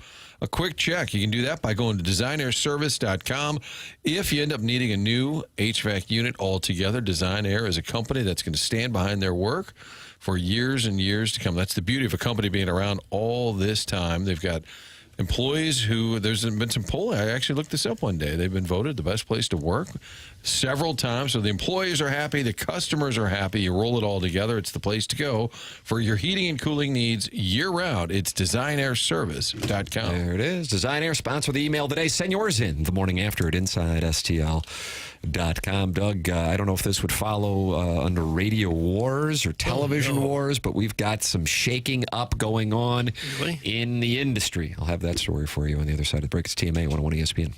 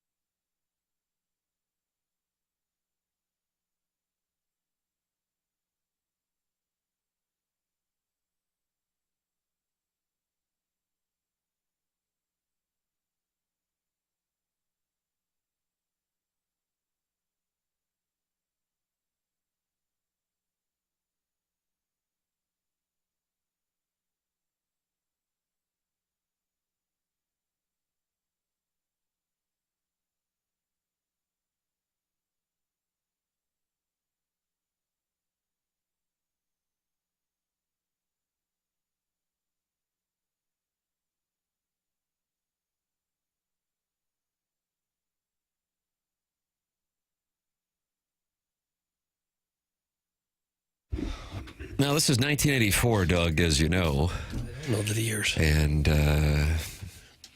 it's Boy George and Culture Club. Kind of had a tough spot there. They were really surging. And then Boy George started going out with the drummer, and it caused a problem when he also started going out with the guitarist. Oh. And the band fell apart. Is that true? Is it all internal dating? Yeah. He was dating everyone else in the band, and they were all gentlemen? That's correct. So that's how it fell apart, and part of me kind of thinks that's how TMA is going to end as well. I was just going to say, here it comes. They had some mega hits back then. What's your Mount Rushmore of Culture Club songs? I can't give you the titles, but once Karma they come Chameleons, George on, I Washington. can start singing. I mean, Miss You Blind, Time.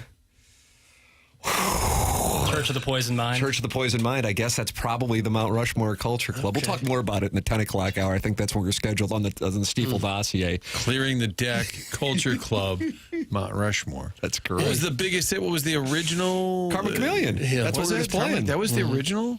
Yeah, and it was filmed. Looked like St. Louis to me. It was on the Mississippi River, and it was supposed to be in the mid 1800s on a riverboat. And you know, I suppose it's all believable until Boy George appears, and I don't know how that would have played in the mid 1800s. Oh, Do You Really Want to Hurt Me? That's the one I was thinking of. So you don't like Jackson's Mount Rushmore Culture Club? I thought Do You Really Want to Hurt Me was the first big hit. I don't know. I'll look it up. Could be. Talk amongst I just wanted to bring some Boy George energy to the program. Because Is he still around? Sure. Yeah, he's going to join us tomorrow at 9:30. What's he doing now? What's he doing? Still walking up and down that river? Yeah, he's probably doing some river walking. Probably moved to San Antonio. They got a nice river walk situation.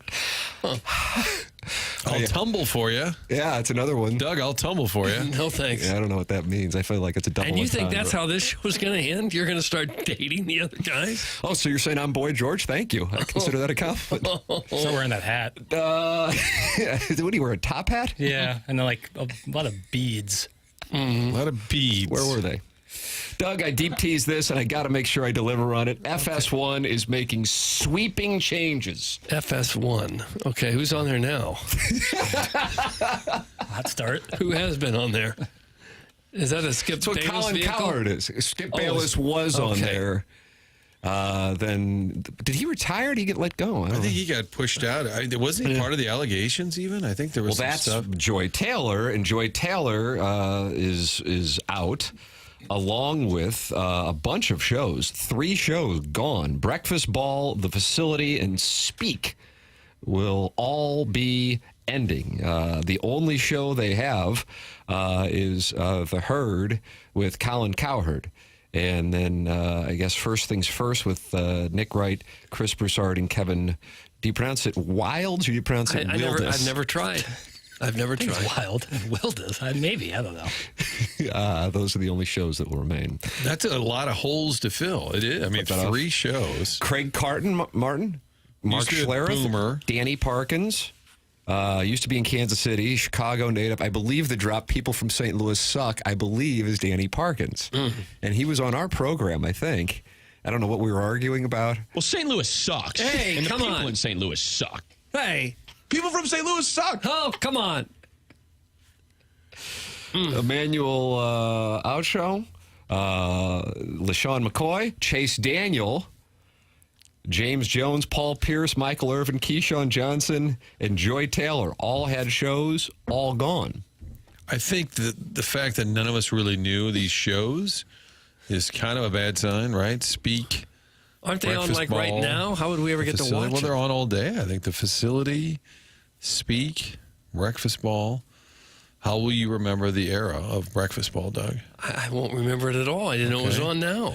Breakfast Ball. Andrew Marchand of The Athletic believes that Craig Carton, who, for those who aren't familiar with his incredible success, I mean, he had a hell of a run in New York City, and then he had the gambling issues, got out of jail, and then went back to WFAN, then left to go to FS1, would be going back to WFAN. Tiki Barber currently has that show, and Oh, no. and he replaced Mike Francesa And, of course, Doug, you might remember this exchange between Tiki and Mike. Sure. But, Tiki, are you coming back to football because you miss it, or are you coming back to football because you just had a big failure in broadcasting? It just seems unfair for that to be the opening question. And then yesterday, this came up somehow yesterday, we played the extended cut, which included Tiki giving it back to Francesa. Mike, your question is leading. And, you know, a lot of people will say that you don't do a good job at what you do because you badger your viewers, your listeners. You badger your interviewers. Tiki, that's ridiculous. Mike, that's subjective. I have a tremendously successful broadcasting career for a quarter of a century. Okay.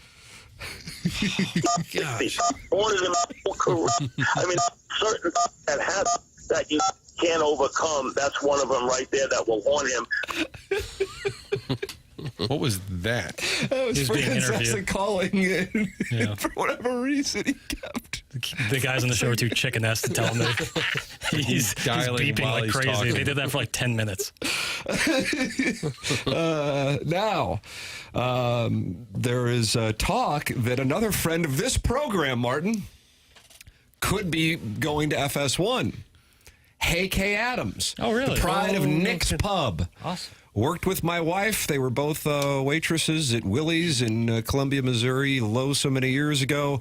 Hey, K. Adams could be making a move from, I guess she's on FanDuel Sports now. She occasionally pops up on the monitors here in the studio. I guess when we have FanDuel on from the Blues or Cardinal game the night before.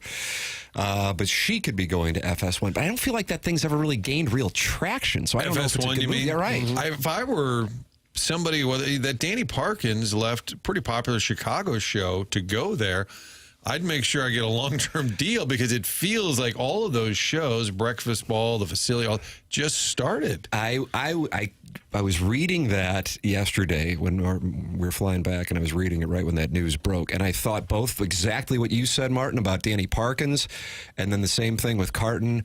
And considering Carton had the success in New York that he had, and I'm sure he's making, very healthy money. Parkins, same thing. He's a star in Chicago and did a hell of a job in Kansas City as well. That they had their representation, made sure that they had the I's dotted and T's crossed, so to speak, that they can immediately return to their homes. But that's a lot of shows to fill as well. I mean, what's the program? I mean, you can do that, and then what's the plan? But you're right, FS1, I think, has tried for a long time to be the alternate ESPN, to the point they would steal as many ESPN people as they could, and it just has not been a thing. Well, Hey K. Adams would be a good play for them because she's just outstanding, I think. I'm surprised she's not doing something bigger than she's doing right now. My guess is FanDuel took care with the cash. God bless, so who gives a damn? And then on top of it, as we notice, she's doing the show from like her kitchen a bunch of times. It looks like it. Yeah. Trust me. That's valuable. She seems to have a lot of somebody who latitude. lived in Jupiter, Florida, and did the show for 6 months down there in 2021.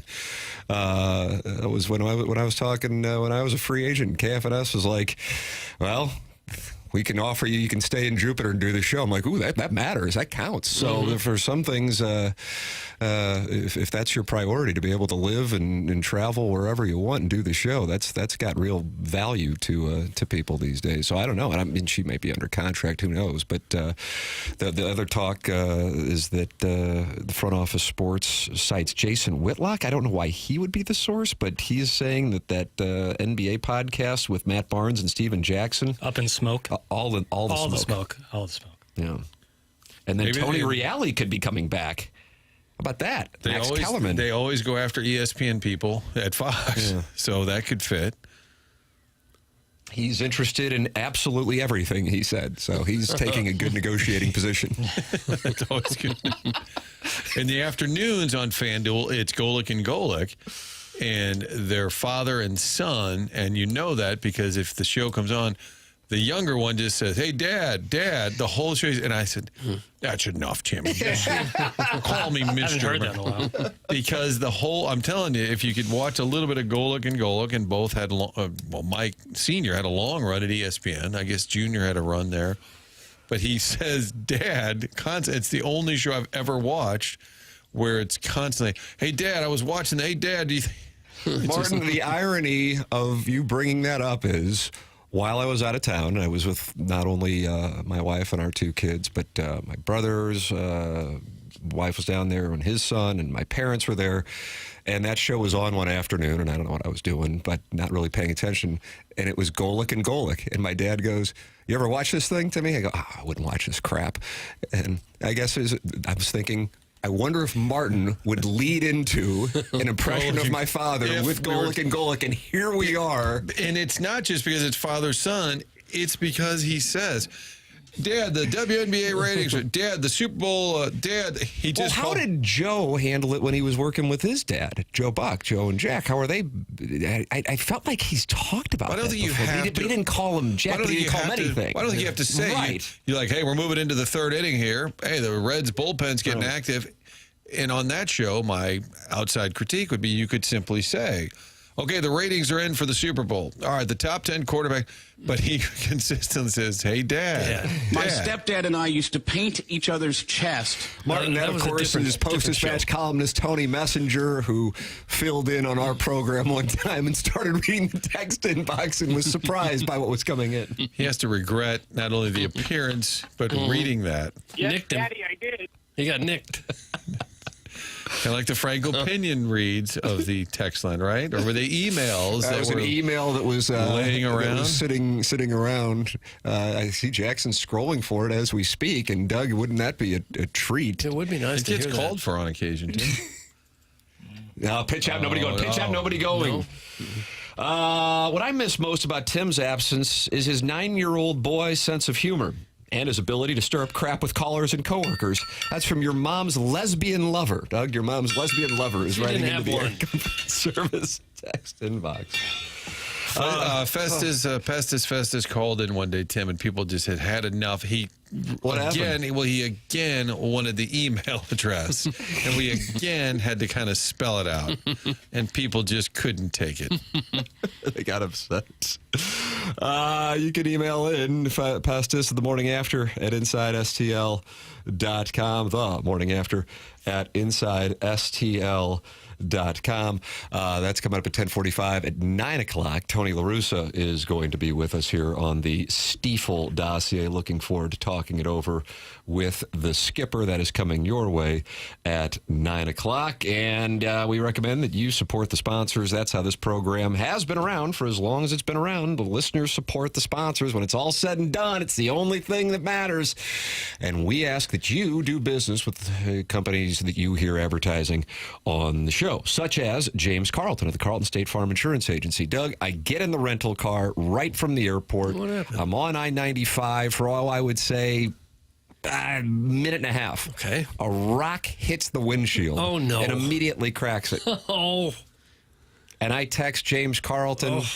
I mean, right there. And he is on top of it. He actually contacts the rental car companies immediately. He's on top, just like that. Just like that. And I guess that falls under the category of act of God. Is that an act of God? Force majeure?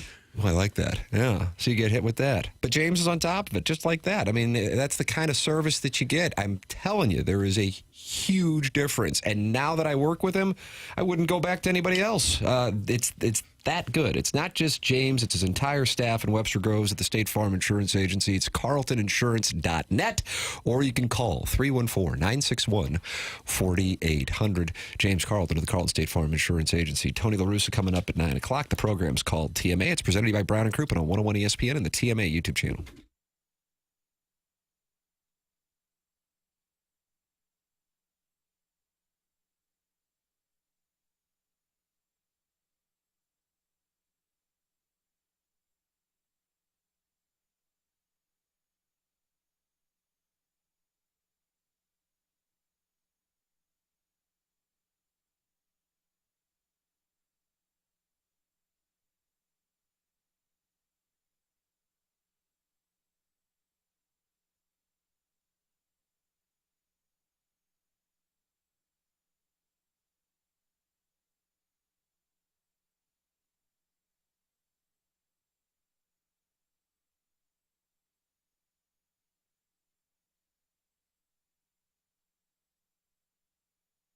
There's a Schnucks in your neighborhood. I can just about guarantee that. You can stop by for all your grocery needs. There's also other things happening there. There's sometimes music. They've got the grill going, many of the locations. The butcher's always friendly. Want to put something new on the grill, talk to the butcher. It really is the neighborhood-friendly Schnucks, and they keep dropping the prices on as many items as they can. Way too many to mention at this point.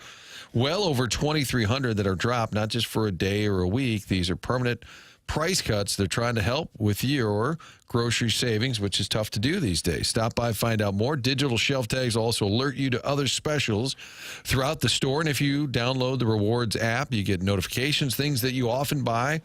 They'll make sure you know if there are any added savings available for you. You can do the curbside pickup, delivery. All of that can be done with the Rewards app. When you check out, make sure you type it in and get that money back. Build up the savings every time you shop. Savings you can count on every single day at your neighborhood Schnucks.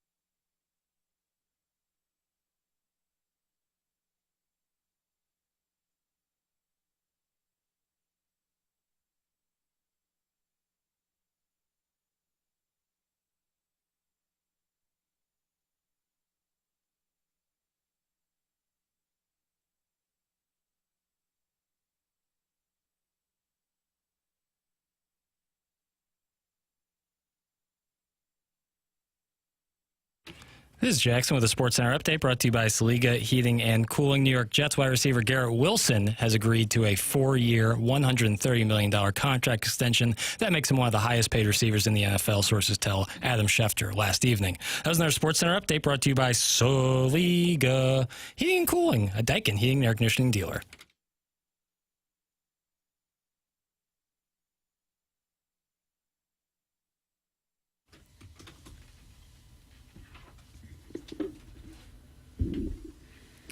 It really is a big culture club Tuesday here. Yeah.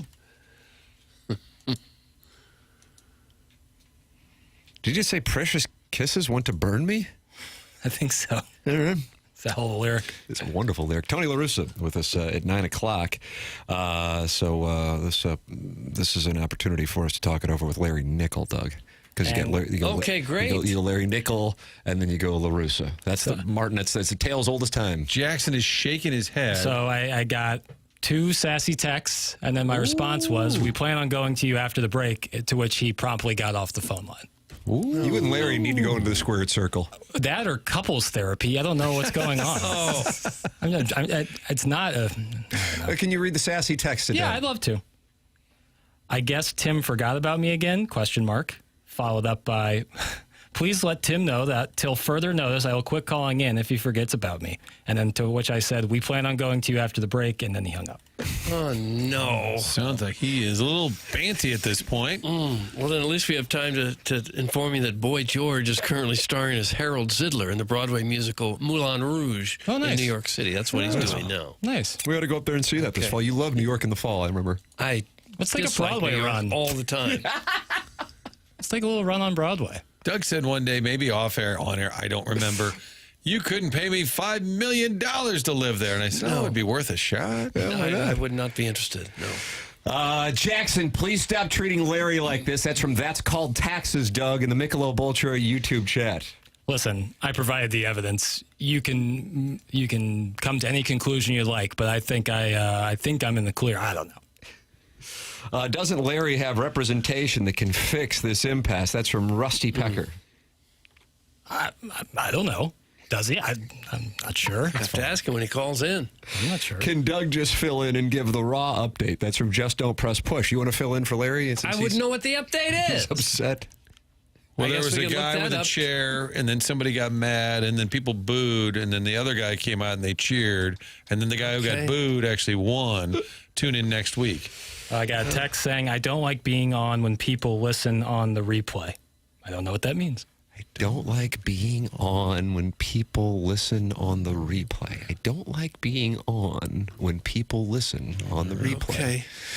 Well, we'll try to figure it out while we talk it over with Tony La Russa. Jackson and Larry are going to go to couples therapy. Made a lot of sense to me. Something's got to give here. Larry's is a really bright guy. Makes sense. We'll have Tony La Russa next in the Mark Hanna Evergreen Wealth Strategies 9 o'clock hour. This program is called TMA, and it's presented to you by Brown and Crouppen on 101 ESPN and the TMA STL YouTube channel.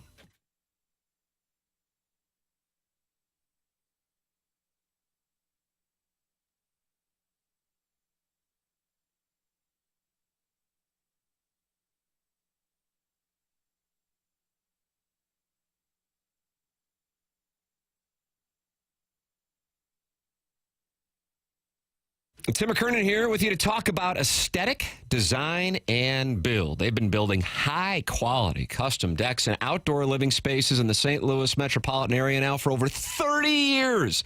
Dan and his team have a showroom in Chesterfield Valley, and they walked me through all the different types of custom work they're capable of doing, from a full-on custom deck to adding on a pergola, or even looking to shade your covered patio with retractable screens. They really do have answers for it all. If you are ready to take your outdoor space to the next level, Dan and his team at Aesthetic Design and Build have you covered. Just go online at aestheticdesignandbuild.com and let them know I sent you their way. You can also call them at 636-532-5008. That's 636-532-5008.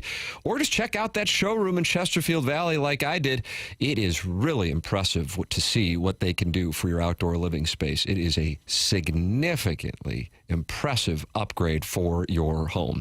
It's aestheticdesignandbuild.com.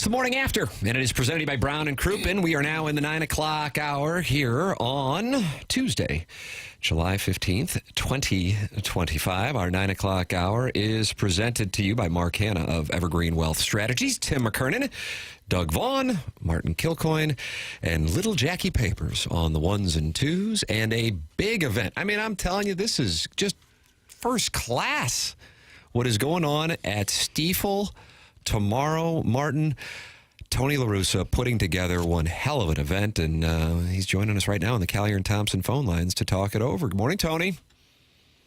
Yeah, good morning. And, really, it's a bunch of us that have come together. Not just me, but it's a bunch of us, and we're getting excited because it seems every day, especially this weekend, that the fans are understanding that we're actually doing it for them, and they're responding.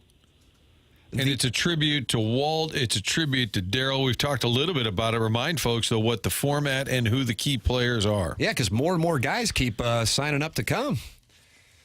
Yeah, we're going to have, on the stage, there'll be like 5 guys on each side of the intermission, one for the Daryl 2000 and 2002 period, and then 5 different ones for 2004, 2011.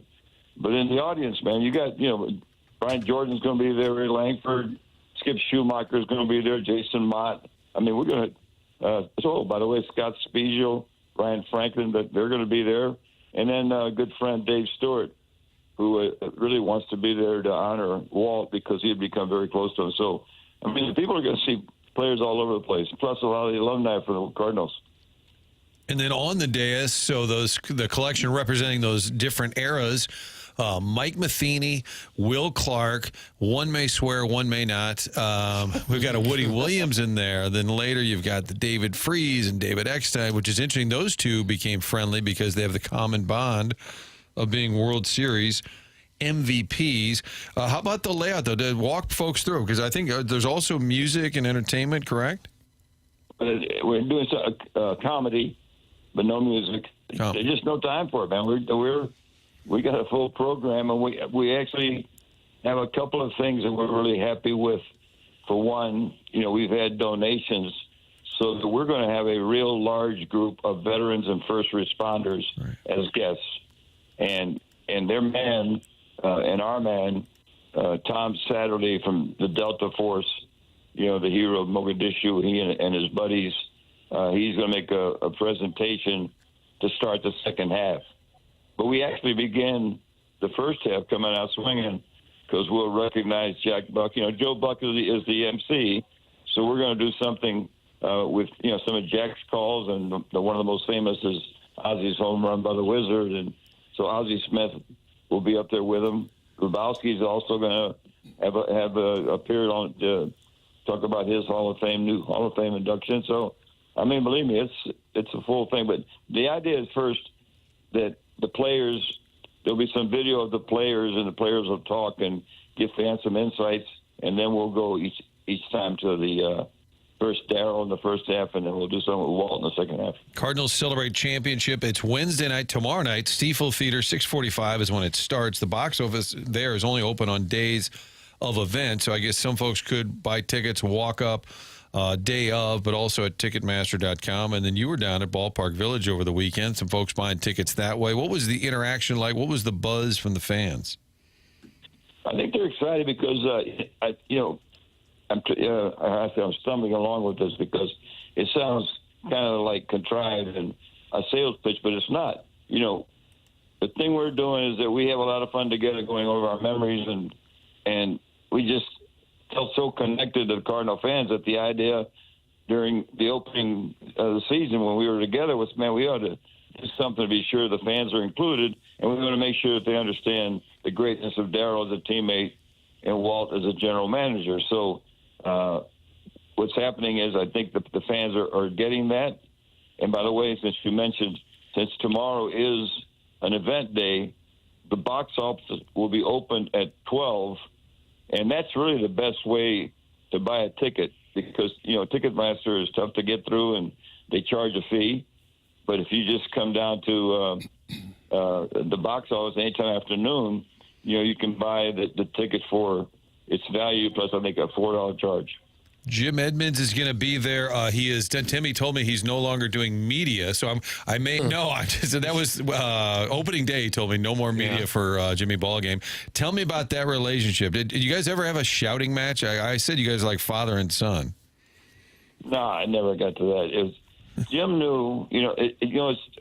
I keep using this word because it was ingrained in me from the beginning, and it's something that I would never violate. It's called trust. You've got to earn the trust of the players and then hopefully the respect.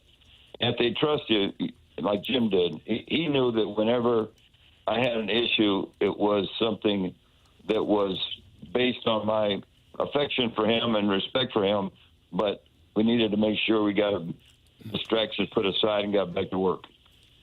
You think he's a Hall of Famer? There's some people think he should be in there. I do. I really do. I think his statistics are, when you combine the production and the defense, I mean, it really looks really strong. And I'll tell you the other guy that, you guys know better than anybody, we're going to have some fun with Will Clark. You look at Will Clark's statistics, and they're, as far as I'm concerned, they're Hall of Fame worthy. Yeah, I think Edmund is the greatest defensive center fielder I've ever seen. I didn't get to watch a whole lot of Ken Griffey Jr. play or Willie Mays or guys like that. Did you ever see anybody play center field better than Jim Edmonds? Well, we had Dave Henderson, who was a great center fielder, and I think the point, this is something that I expect will be talked about tomorrow, so fans get an insight. Jim, I hope, will talk about how he made those plays. It wasn't like he's sitting there like a cigar store Indian, and all of a sudden the ball goes up and he runs and gets it. I mean, he was paying attention to the inning, the hitter, the pitcher, the count, the score, and he would be shading one way or another depending on what was happening with that at-bat. And so that kind of attention and anticipation is why he made some of these plays where if you looked at him at 1 minute, how do you get that far? We probably started drifting that way, and I hope he explains it tomorrow night. Will Clark, career batting average 303. I bet you he could probably still slap a single to left. I bet if he got up there right now, just knowing Will the Thrill, the skipper in town, the big event, Wednesday night, Stiefel Theater for Cardinals Celebrate Championship. Matheny, Morris, Woody Williams, Langford, and Jordan will be there. Ozzie, Joe Buck, and David Freese, and Matheny will. I mean, it just goes. So Edmonds, good. Izzy, It's Rabat. so It's unbelievable. good. If you're a Cardinal fan, this is, and it's the perfect week because it's the All-Star break. You and I talked on the TV side yesterday. Midsummer Classic. You managed 6 of those. 4 and 2 is the record. And I think it's become an exhibition back in the day. But I think back in the day, the National League took it serious and the American League didn't. Wasn't that your early indication when you started going to these games? And my first exposure, I was there as a coach, like in 84 and then 87, and it wasn't until 89 that I had a chance to manage one, and it was real obvious. I mean, they're stealing bases and they're manufacturing runs, and the American League was up there just slugging. And when the American League started playing baseball, and I know Tom Kelly actually won in 1988, that then it became a true competition and more fun to be a part of, and I think more fun, more entertaining with fans. I don't want to forget to see it, by the way. At the end of the day, the fans may remember our comedian, Tom Cotter, because I've been around him 2 or 3 times. This guy is clean, so the kids could come, but he is nonstop funny. So I think that's a big part of what they'll enjoy as far as the evening. Will you get up there behind the mic and roast some of the players, or what will your role be? I was taught that you try to have a strategy for everything. And what I've noticed in something like this, if I don't have a strategy of roasting them first, then I'm just a target and I'll get roasted. So I have the microphone at first, so I'm going to actually set it up to where we have some fun. Put the guys. I've already got my idea for Matheny and Woody Williams, and so it's if I can do that, so then they'll have to defend themselves, and they won't have time to get on me. Yeah, that works. You got to throw a few jabs early. When Matheny was managing, did you guys talk much about that role? He was in that position for a while in terms of dealing with, all that comes with that job. Were there many conversations about that? Well, you may have heard this before, but and this is really egotistical. But when the fans come, there's a program, a booklet, and I'm hoping they read it because I personally wrote the bios. Because I've always gone to these things and they're not way too dry. It's just like Wikipedia, and everyone has a personal side as to why they're there that night. In Mike's case, I called him the unofficial captain, which he was. And once he started managing, here it is, a guy that had no managerial experience, and he set a record for a first-time manager getting into the playoffs 4 straight years. And I've said it probably 100 times. His one-loss percentage when he was fired was .555. And I'd give anything to add 30 points to mine to have to .555. So, I didn't. He was very successful, and he was because of his experience. But a lot of the intangibles, man, he is such a powerful, respect-earned and trusted guy. And he's also adds a third part of caring. You got to care about each other so that you have that relationship. And then that's who Mike is. And by the way, that's a lot of the guys are going to be in that room. The guys sitting down, guys on that stage. That was our mutual kind of calling: earn respect, earn trust, and care for each other. The 2007 All-Star Game. What comes to mind? Oh, you son of a gun. Clip that off. You had to do it, didn't you? Yeah, I thought of something. See, I usually try to offend you first. So, well, we did talk about it, and I mentioned earlier in the show we would go over some all-star moments, and somebody said you have to ask him about 07. Like we talked about it yesterday. You called it the biggest regret or mistake of your? Oh, yeah. Well, there's things that haunt me more, like going into the World Series and losing 4 straight games in Boston. That one haunts me. But as far as a managerial strategic mistake, the 07 finale, when we had gotten a big rally by the National League to close it, and the bases were loaded with 2 outs, and I had Albert sitting on the bench, and I didn't pull the trigger on him. Once he emerges, the place, even there are millions of people watching that, it would have been a matchup that would be discussed to this day, no matter what happened, and very likely with Albert's,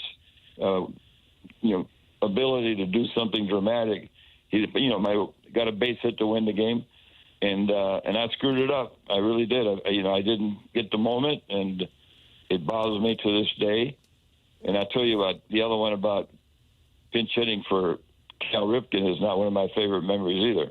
It was the 91 All-Star Game. You said that Albert still brings it up to you. He still reminds you of that. Almost every time I see him. I imagine there are times, even though you have other coaches with you, there are times the game moves so fast that it just kind of gets away from you. If you probably think if you had another 10, 15 seconds, you'd do things differently. That probably happens frequently, doesn't it? Can I answer that properly? Sure. One of the things that you learn is the what-if game. And from the minute you start the game, you what if. And so actually you slow the game so much that you have plenty of time to get a decision. So I had plenty of time to think through that one. And the bottom line was Albert was the last position player except for a catcher. And I thought, if this game gets tied and we go in extra inning, we're going to have to suspend it if somebody gets hurt, because I'm never going to pull one of our pitchers. So I had plenty of time to think about it. I just missed it, man. It was a dramatic moment, and I messed it up. Tony La Russa, our guest here on TMA. He's with us on 101 ESPN and the TMA STL YouTube channel. And a huge event. I mean, this thing is outstanding. Tomorrow night in St. Louis at the Stiefel Theater, you can join Tony and so many Cardinal legends to celebrate the championship seasons from 2000 to 2011. You would, what I think a lot of people, and I think a lot of your players loved, and I think a lot of fans fans really love, looking back on it, the intensity.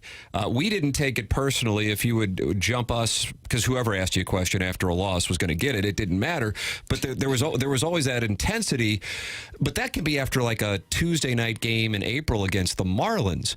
So when you mentioned the 2004 World Series, Tony, and how that one bothers you, is there one that stands out? Because to me, as weird as it might sound, I would think losing in 4 straight, even though that team was great, would be less painful than, say, if what Ron Washington has to deal with from 2011, for example. So reason, if you can, through the experiences of getting swept, or say like the Gibson home run when you're managing in Oakland, and how those compare and how much those eat at you. See, I'm going to try hard not to call you clueless. Ouch, you just got Nick. Clip that off. That'll play forever. Might be a promo. I had to take a shot. Well, because in the end, that 2004 team, look at our one-loss record, and we had beaten San Diego. We had this wonderful, very exciting series against a very good Houston team. Yeah. Very dramatic, the home run by Jim to make it go to 7. We beat Roger Clemens, and that club, when you look at that lineup, but the only thing that was true that you can't talk much about, because when you start to explain, it's an excuse. And by that time, we had lost. Carp did not pitch in September, and guys like Woody and Matt Moore, their cannons are hanging. Yep. So but when you get swept, as good a season as we had, then it comes out like you're not competitive. And by the way, the other one that happened to me in 1990. We were the A's were in 3 World Series. The first one was Gibson. That one didn't bite as much because the Gibson home run was a competitor. And then they had Hershiser, and it worked out for him. But in 1990, we got swept by Cincinnati. Mm-hmm. And when that happens, man, whenever I see it, I blame the manager and I blame myself for not getting the team ready. And yet you had walk-off, what Tim was asking. I don't want to get called, what did you get called? Useless? Clueless. Yeah. But useless could be a synonym, though. But walk-off, back-to-back years, both times Klein on the mound, 0-1, Arizona, 0-2, San Francisco. Womack and Lofton. Those are, man, how long did it take to get over one of those? Well, here's an example. Did you see Klein invited to this event tomorrow? That's really. I'm just trying to get a laugh because I know that I've got no humor and I'm trying to change my thing, but no, Klein. He's a beautiful individual, and the fact is that he gave it up twice. And the way I always look at it, he was the guy that was selected to be out there in that clutch moment because he had been outstanding for us. And sometimes the other side is trying to beat you, and they beat you. So I don't blame Klein, although I just use him to get a laugh. Whenever his name comes out, no matter how many years he pitched and what success he had, all we can think is him giving you the finger in the bullpen. The finger. And then the skipper ran into the shower to chase him down. The boys still. Now, when the guys get together, that's one that comes up a lot. I would think it might. Yeah. You were joking there about wanting to show your humor, which people over the years, I think, figured it out because the early clips of you just after the game, kind of intense, ticked off, whatever, then they got to figure out your humor. You always said that Bill Belichick had a good sense of humor and that he just chose not to show it to anybody. I don't know if I've asked you about him coming back. How much have you talked to him about taking that Carolina gig, and were you surprised he did that? Well, I knew he wanted to coach. I never thought about college ball, but when you talk to him and if you read enough about him, by the way, he's got a book out now called The Art of Winning. It's one of the best I've ever read, and he has roots in college ball. He talks a lot of it, so it doesn't surprise me.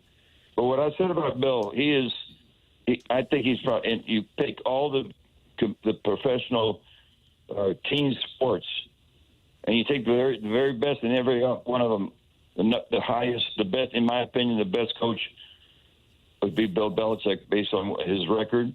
And if you're around him, his ego is totally in check. You'll sit down at dinner, he won't talk about himself. He'll talk about you, sense of humor. It's just that when he gets up there, two things happen. He doesn't trust the press to take a mistake, a comment and make it a bulletin board thing, and he's always very careful about giving the other side any edge. So it's interesting because that's his style. If you're around him, you would be surprised. He really has a great personality. He's a great friend, and I'm lucky to know him. Tony La Russa, 4-2 in the Midsummer Classic All-Star game tonight, by the way, on Fox, Tim. Of course, you knew that. Coverage starts at 6. The event tomorrow night, it's a dead night in sports, perfect night to celebrate Cardinal championships at Stiefel Theater. 6:45 the beginning. Box office opens at noon. And come on down, see the show. David Freese lives in Austin, Texas these days, so it's great to have him back recounting some of those memories. It's going to be a hell of a night there at Stiefel. Tony, thanks for hopping on with us. Well, believe me, the chance to get the word out to the fans that you provided me is much appreciated. Thank you. We appreciate the time, as always, Tony. Great conversation. Thanks so much. Looking forward to tomorrow. All right. Thanks a lot, guys. That's Tony La Russa with us here on the Callier and Thompson phone lines, 101 ESPN. Always enjoy the conversation. Yeah, what he's putting together tomorrow night, I mean, that's something else. That's something I'd sit there, I mean, a podcast of that, you know? You'd love to have that. That'll be outstanding. And then with Joe hosting it? He said it was opening day. Remember, he came by the show when Tim nearly died. That's right. I fell through the days. Yeah. And somehow forged on and did the show. Thank you. But he said that day or two around the ballpark that Morris was there and Matheny, and they just started telling stories, and they were talking about, and I think even at the time, Walt's health was not great. And they started telling Daryl Kyle stories, him and Edmonds, and they said, man, we should do an event. So it just started by them sitting around BS. I mean, the popularity of podcasts right now is what? People sitting around BSing 100%, and telling stories. And it's clear that that's what people enjoy, and that's what this is going to be. I'm just amazed. I mean, God bless Joe, who can handle anything on a headset, calling Super Bowls, because it's a lot of coming and going. With, all right, here's Woody Williams. There's Mike Matheny. Okay, get out of here. Where's Edmonds at? Where's Oz? You know, it's going to be chaos. Yeah, but it's going to be great. Yeah, but Joe can handle it. And Tony was serious about these, like the program that you'll get on the way in. He said people always copy and paste, and which is true. If you ever do an event, you guys, and it'll have your picture from like your first communion, and it's like Martin hosts a show on 1380. Like, well, that was 15 years ago. And he said I didn't want them to look like they were straight out of Wikipedia, so he personally wrote each bio of each player that's there and what his perception of Mike Matheny, David Freese. Yeah, that's great. And even Ozzie Smith. He said, look at that guy's career, 19 years of doing what he did. So he's trying to add a lot of personal touch. I'm going to be there on the TV side, but I'll get to take it in as well. I am going to make a run at Edmonds and just say, hey, Jim, you want to talk? And I think we'll roll on it just to see if he tells me. I don't do media anymore. I think ballgame maybe makes an exception tomorrow night. I think I'd bet that the answer will be yes. In that moment? Yes, in the context of that. What if I say it's only about gardening? What if I were farming? Farming? Yeah, you might. I think he only wanted to do the one interview when he talked about leaving the Cardinal broadcast. I know. Martin will get him tomorrow. Let's hope. And he had a lot of farming to do. The fans really want to hear from you. And then you get him and say, suck it, Doug. Stop it, ball game. And then you get them going. You start with the fans, Tim, and then you go, okay, are you still sideways with the organization? The old bait and switch. Yep. 314-399-9646. That's how you can text into the program. Air Comfort Service, sponsor of the text inbox. You can call in Callier and Thompson phone lines 314-974-0101. And, of course, watch the program and talk it over with other TMA listeners at youtube.com/TMASTL. A former Cardinal, great personality from this former Cardinal, did an interview yesterday and told a little story about what took place in the 2013 NLCS between the Cardinals and Dodgers. We will have that anecdote you will want to hear coming up on the other side of the break. It's TMA, and it's presented to you by Brown & Crouppen on 101 ESPN and the TMA YouTube channel.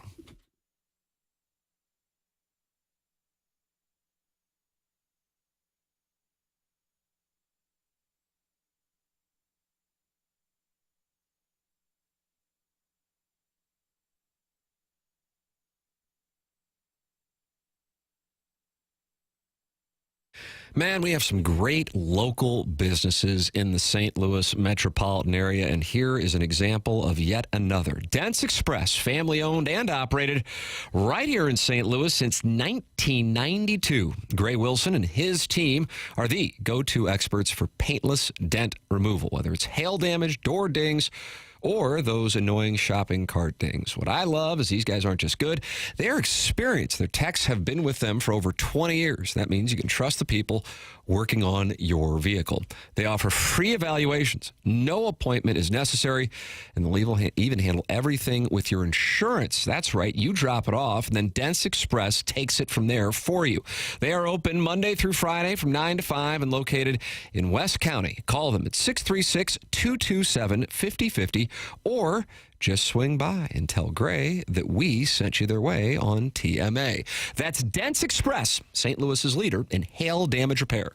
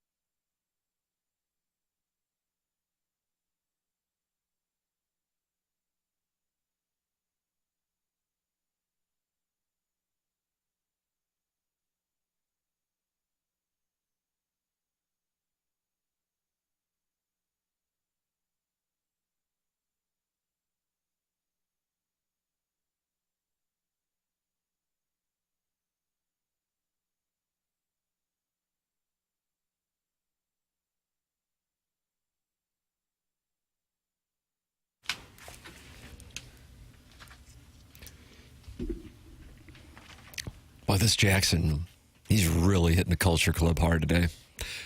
Is it somebody's birthday? No. But it is an ode to Boy George. Why? Just an ode to Boy George. I don't know, I played the first song, and I liked it, and I'm going to keep rolling with it. Well, fine. Calm down. Mount Rushmore of George's. Washington, Curious. for sure. Costanza. Ooh, great call. George Michael. Foster. Both of the Sports Machine and Wham.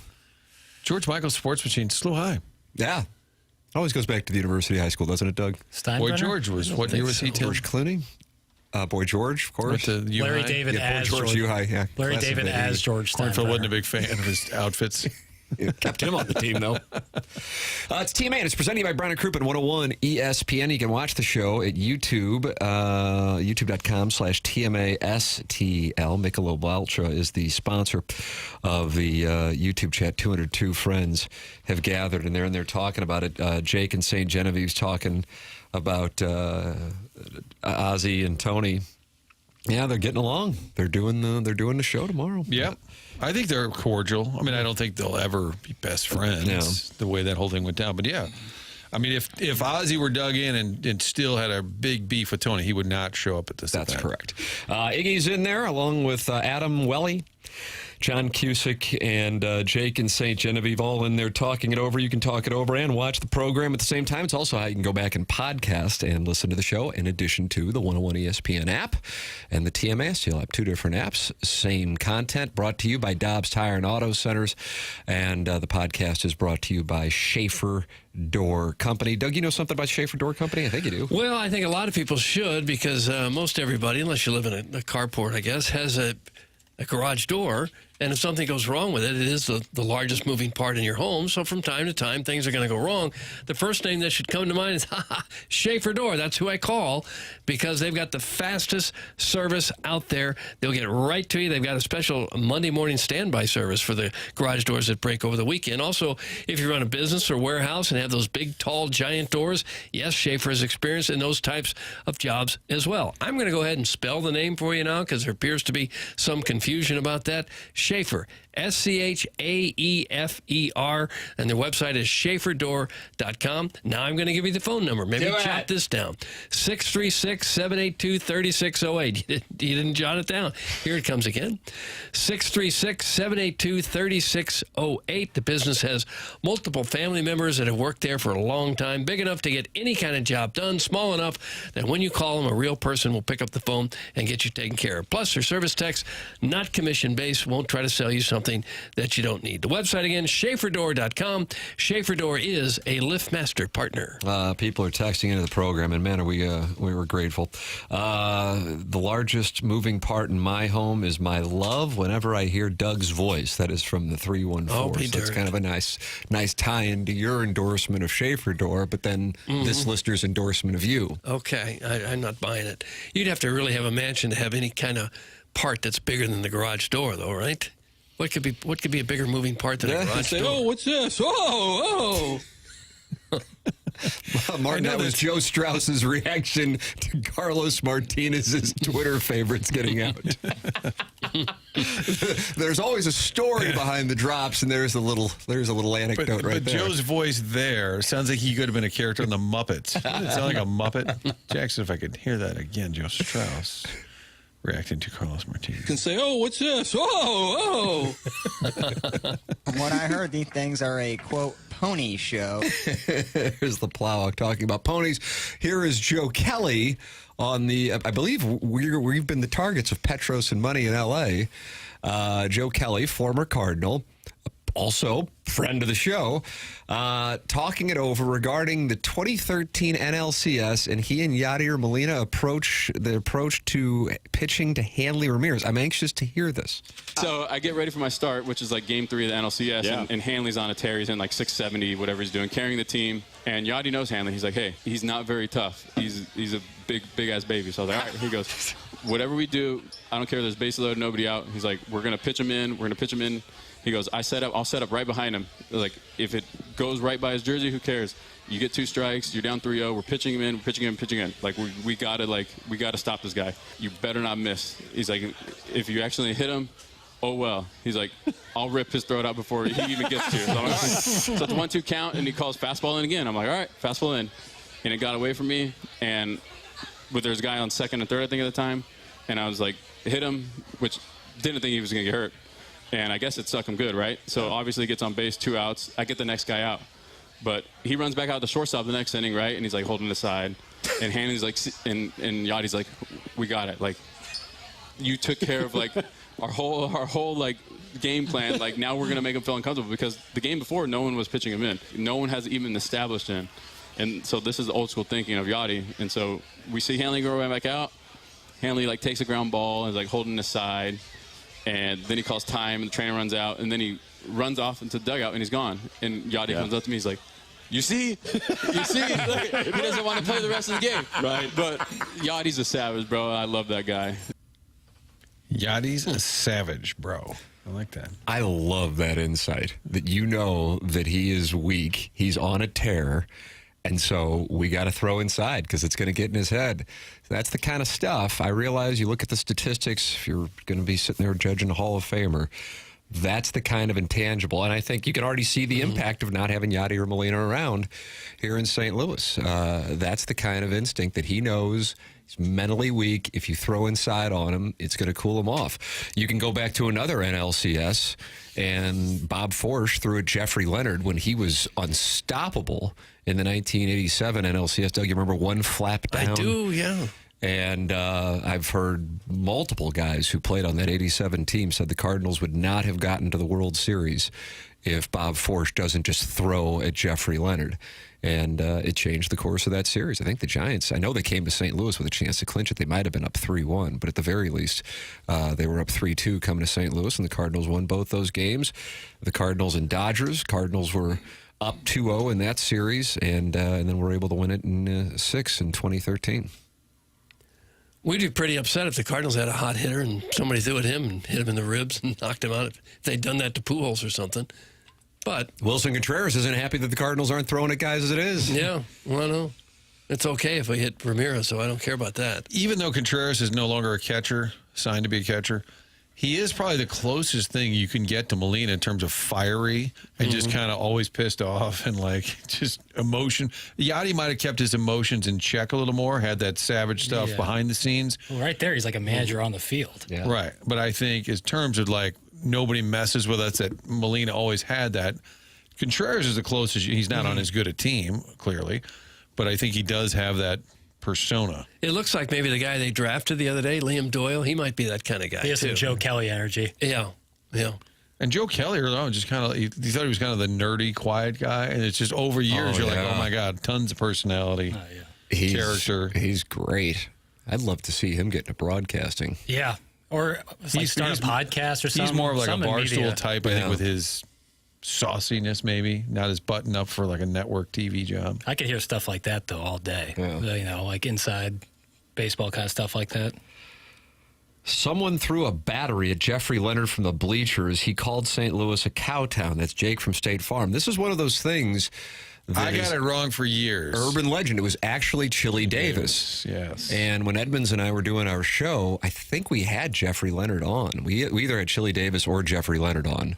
And, you know, they corroborated, we might have had both of them on for that matter, corroborated that it was actually Chili Davis.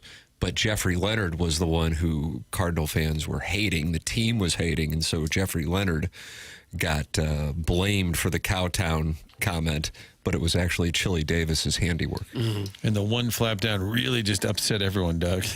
Yeah, that's nothing these days. Yeah, running around with one arm down. Oh, my God, stop it. Really showing us up out there. What's he doing? Got his arm down? Nowadays, the Cardinals got players flapping their wings as they're running around the bases.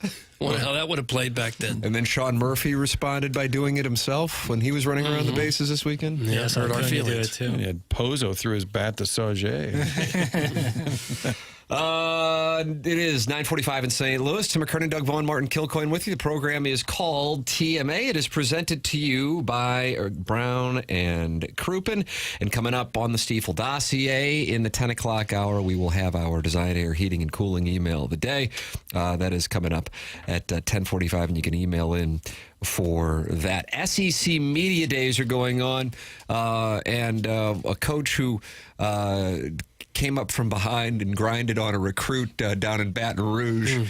Doug, he spoke yesterday and tried to explain to the assembled media and fans how important the game is against Clemson. We will have that for you. Okay. In addition to Lane Kiffin is now taking shots at other coaches. We'll tell you and have the audio of who he's now taking shots at.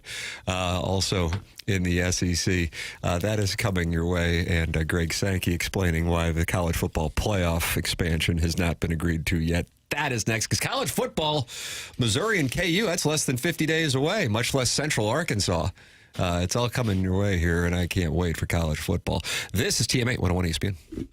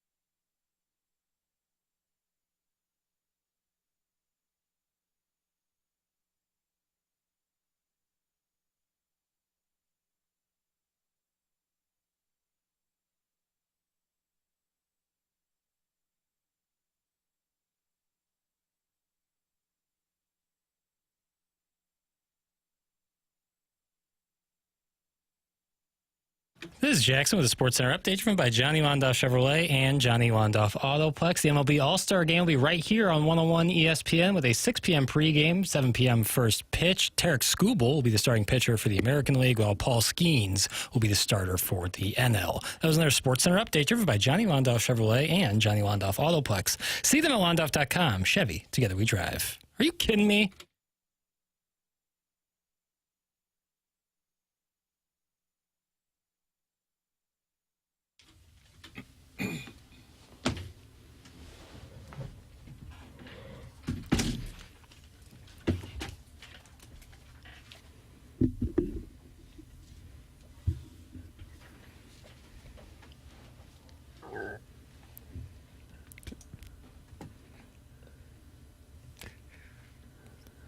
Oh, Miss Me Blind. Miss Me Blind. Culture Club. 84?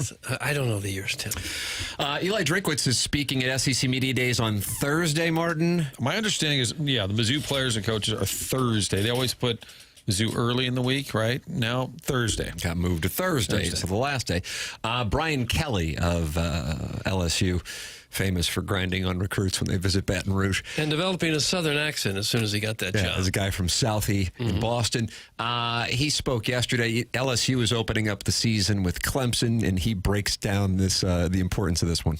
Brian, you talked earlier this offseason about circling the Clemson game. How are y'all talking about that first game in a way that's maybe different than you have the past few years? Yeah, that's a great question. We've made it a specific goal. Goal setting is something that we're all very familiar with in college football. Everybody talks about goals. We've made this a specific goal, and a specific goal meaning it's tangible for our guys. If you go through our weight room, we've got a Clemson paw print on the bags that we hit every day. It's on every monitor in the building to go 1-0. And I think it was important to have a tangible, specific goal for us to start the season. And I think it's important. Our kids want that. They can taste it. I use the analogy that, when I work out, I like to have a clock in front of me so I know what the time is and when it's time to finish or to finish strong. And that's what this is. This is a clock in front of them saying, this is where we start this. And then it becomes 1-0 every week after that. But it's tangible and it's specific. Okay. Oh, nice sounder there at the end. What the hell does that mean? Oh, you're not happy with Brian What does that mean? Kelly? Is the clock, the motivation is the same as the clock in front of you while you work out? What does that mean? And this game is their clock. It's a dumb analogy. So you're fed up with him. He's weird, man. That's a good take. He is weird, man. Really weird. He left Notre Dame because he wanted to win championships, and then Notre Dame's playing for a championship. I think he was mad at Missouri for scheduling them for homecoming 2 years ago with Jaden Daniels, but Martin, you might recall, it wasn't homecoming. So yes, and it was going to be like 50 degrees, and he was like, make sure you bring your Columbia jackets. Going to Columbia, it's going to be cold, bring your Columbia jackets. Every Like, once in what a the while, hell are you talking about? Every once in a while, there's people and how they carry themselves. We're not mad at him. I just say, might be an alien. They can taste it. Maybe he's an alien. Meanwhile, he makes about $10 million a year or so. I think the stat is they haven't won their opening game since 2019, something like How that. about that? I think I need to look it up, but there's something. I mean, that's why the question was about when, and they play big time opponents. Florida State a couple of years ago, I remember that. 2019, I would say the greatest college football team of my lifetime. Certainly the best 2019 offense. Was it a great question, or is he in mode now where he wants to be friends with everybody? That too. It was. I mean, it was a great fine question. It wasn't. I wouldn't call it a great question. Well, you hear Saban's thinking about coming back, and he's going, oh, boy. Yeah. We might come back and do a reunion tour at LSU. You can hear the footsteps. How about that? Greg McElroy saying that people very close to him saying that Saban wants to get back into coaching. Really? Yeah. That was what was owned in the SEC Media Days yesterday. Saban coming, he'll be 74, or he is 74. He looks great for 74. He does, but he does such a damn good job on game day. I'd hate to lose that. But, he didn't say come back and coach at Alabama, didn't say come back and coach college. I mean, he could want to come back and coach the Battlehawks for all we know. Is it just like coaching just to coach? I mean, Spurrier got into coaching in one of those leagues, Stoops is coaching, and then, you know. But I think that's more of a part-time. Like, you can do that UFL. Right. Like, Stoops, I think, just does it for fun. Like a college or NFL, that's year-round. Yeah. If you go back to the NFL, Coach Tua at he didn't have much success in the NFL when he was at Miami. That's what I was about to say. Yeah. We go back to Miami. I don't know. But Greg McElroy isn't like, you know, Twitter take guy. I thought one of the reasons he got out of coaching is because he hated the transfer portal and the NIL. So then and I don't know if he would go NFL. Like I said, he said coaching. He didn't say specifically what it would be. One of his former assistants is Lane Kiffin. Lane Kiffin. Doug, he enjoys these sessions. He enjoys the Twitter tweets and taking shots at his fellow coaches. He has decided to set his sights on Hugh Freeze. And what's going on here, Jackson? Hugh Freeze? Something about fishing? Fishing and golf? Golf. Is he weird, man? Lane is certainly Lane. Hugh Freeze is weird. No So we got a lot of weirdos in the SEC. Hugh Freeze is weird, and I don't know if they're friends or they hate each other. I'll let the audio do the work. Okay. You're directing at Hugh Freeze. Was curious what the message or thought behind some of those posts were. Well, someone said that coming in here to me. I like Coach Freeze, so I think they think that was something to do with, like, I was fishing and it was golfing. That really wasn't that. I have a thing with him going back a few years ago when he, like, posted a picture, like, in response to me of, like, some 2-pound bass or something like that. So I've kind of always posted bigger fish pictures back towards him, so that had nothing to do with his golf game, which sounds like he's doing amazing at that. So that's great for him. This is what the SEC media days have I'm telling you, dude. It's like Love Island. No, this is like sophomore lunch. I know. It's crazy. Sounds like one of them. These guys are like the highest paid employees in each of their states. Yeah. One of them posted a picture of a fish he caught, and the other guy thought it was a small fish, so they kept. Now they're posting pictures of bigger fish and golf scores. Mm-hmm. Well, Hugh Freeze has been taking some heat for the multiple rounds that he's been playing this year, including 10 rounds in June. Who's keeping track of that? I don't know. Well, you can, if he's posting scores, you can always look up I guess handicap indexes. But it's not. He's not like the president. Like it's the summer. You know, I think they had 3 highly touted recruits that decommitted in June. So then when you pair that with a bunch of golf outings, this is Chairman Kurt giving context. Thank you, Kurt. Appreciate that. Okay, doing the work. Well, a lot of times they get invited to come do golf tournaments for sponsors. And why you apologizing to this guy? Season ticket holders. You wouldn't be posting your score from a scramble. You don't see Drink out on the links. Well, he was at in St. Charles just a couple weeks ago, right? That was for show. 1st of June. He's focused. I can't wait to hear what Drink has to drop. If this is what's getting the clicks and the conversation, he's pretty in tune to all that. I'm being serious. I think he might say, all right, these guys are all sniping. What do I got? I'm not going to poke Kelly. Maybe I'll go after Beamer. Have a little something ready. Yeah, it's a weird deal. While I was out on vacation, my dad and I were BSing, and he goes, "You think Missouri's going to be good this year?" I go, "It's weird because." Whereas the last few years, I've felt really strongly on their win totals over 2 years ago, under last year. I don't feel like I have a sense for it, and so much of that has to do with the quarterback situation.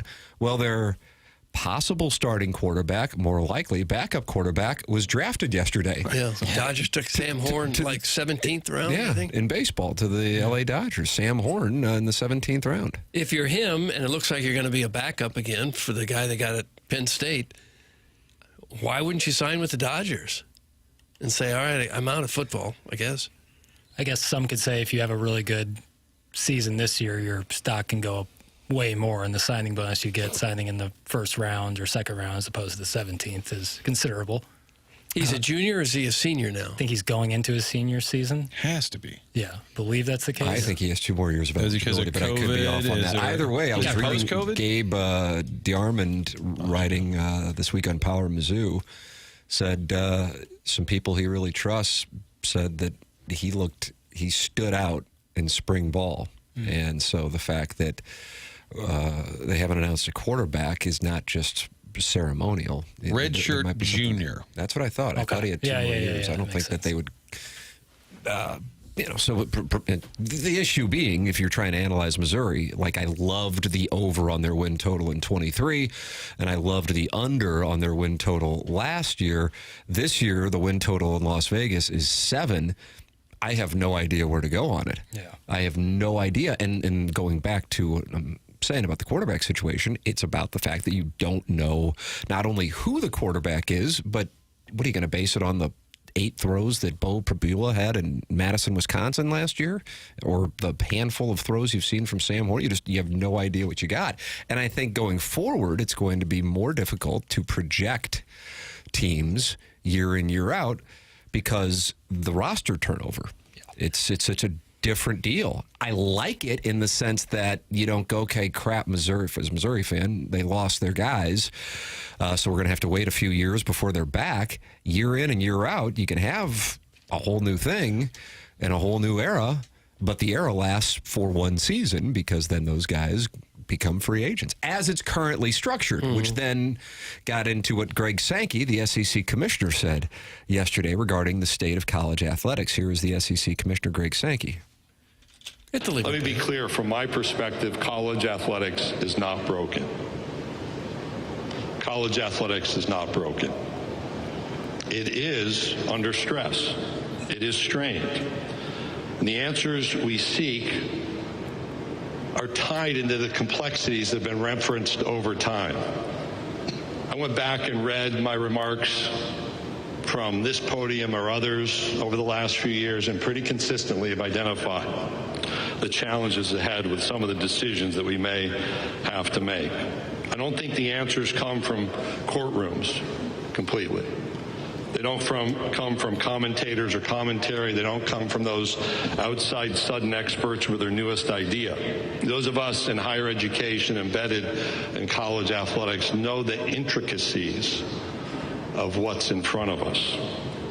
And we all have to continue to adapt and have adapted as we seek to provide life-impacting opportunities and lifelong memories for young people across our nation. That was a lot of word salad there. It sounded like he was running for office. He's concerned about higher education. That's funny. Wonder how many of these players are actually getting a higher education. I wondered what sounder Jackson would use, because it was about higher. I thought maybe there'd be like a school bell or a library book closing. Yeah. No, I stuck with football. Yeah. No, I noticed. SEC has not announced whether or not they're going to have 8 or 9 conference games for the 2026 season, and part of that is because there's still negotiation going on as to what the college football playoff will look like, and now the Big Ten and the SEC are going back and forth. Essentially, those two conferences are determining the future of college football, and Sankey talked about that situation yesterday as well. It is absolutely, fully, 100% correct that in the SEC we play 8 conference games while some others play 9 conference games. Never been a secret. Second, it's also correct that last season, all 16 members of the Southeastern Conference played at least 9 games against what you would label power opponents. We had several that played 10 of their 12 games against power opponents. Some conferences have that, some don't. The same will be true this year.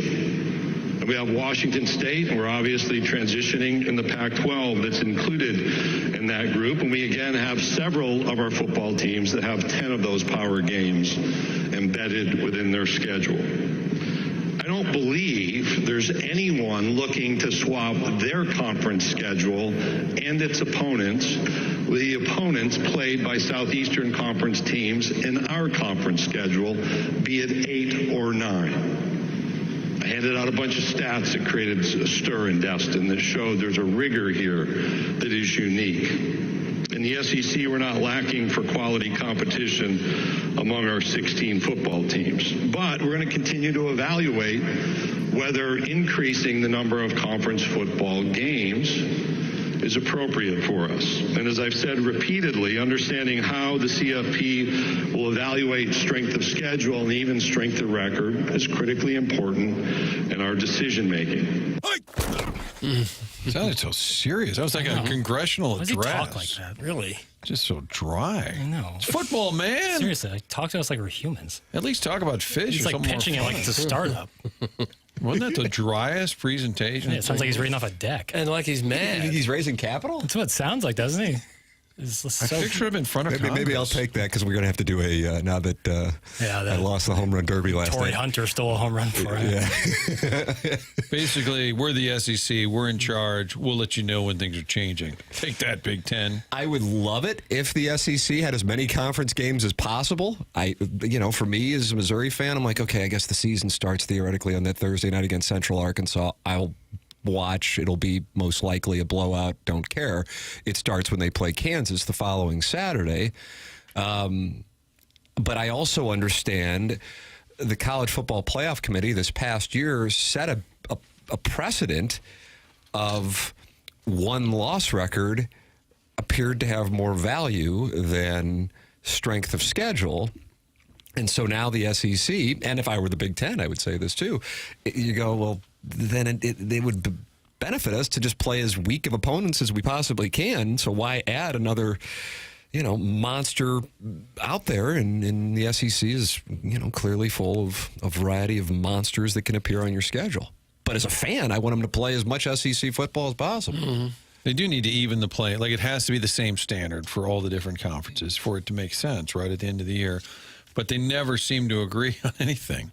Is the Big Ten the one who's advocating to expand it, and the SEC saying, hold on? They're both advocates of expanding it. It's how they expand it. And initially, they were going to go with this 5 and 11 model, but then it became 11 at-large teams, whereas the SEC and Big Ten were going to get, I think, each four. I thought it was 4. 4. And now they just want it to possibly, I think, by having 11 at-large, then the SEC's like, we might get 7 or 8. Right. And the Big Ten, which usually has some great teams, but they don't necessarily have the depth, usually, again, I'm saying usually, is not on board with that. And since these two conferences are determining the future of college football, and if they cannot agree, then it's like it's Democrats and Republicans, except there isn't control of Congress. They both have 50% say, and so that is why you have a stalemate. And therefore, even though we're talking about being 13 months away from the 2026 season, Missouri and all the other schools in the SEC don't know who to schedule because they don't have a conference schedule yet. They might play 8 games. They might play 9 games in conference. Martin, I know you have onboarding to head to. A lot of folks last week would remind me. Get to onboarding, pal. Hit the bricks, bozo. Martin is heading to onboarding. Chairman Kurt will be sliding up. We will have the Design Air Heating and Cooling email of the day. Martin, we will see you tomorrow. Kind sir. And we'll be back here with the 10 o'clock hour on TMA 101 ESPN.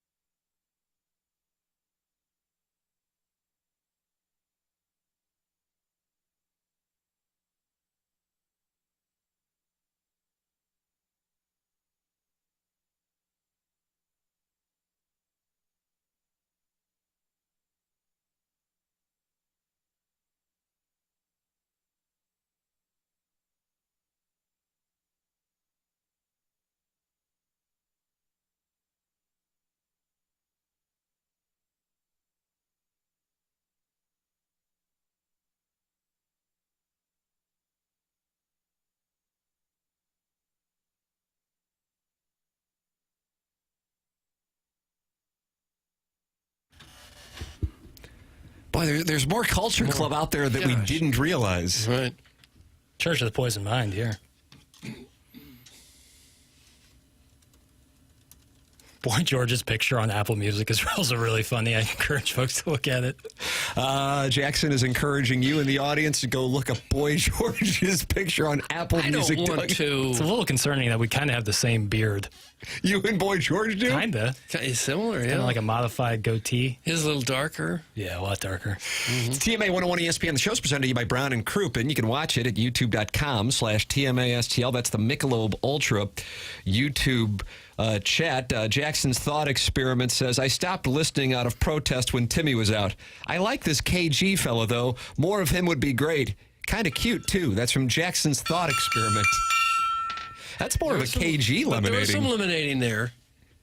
But it's part of the alliance, so it's kind of all funnels back to Tim. You didn't write that, did you, yourself? No, I am not Jackson's thought experiment. Jackson's thought experiment is active in the Michelob Ultra YouTube chat, as is I Hate Paper Straws, DJ Patty Cakes, the TMA Drop Auditor, and Jake in St. Genevieve. Doug, ESPN just came out with ranking the best NFL team since 2000. Oh, no. What's wrong? Gosh. What's the beef with that? I always enjoy this time of the year in sports because that's when this kind of stuff pops up. And by that, I mean there's no NBA, no NHL, no NFL.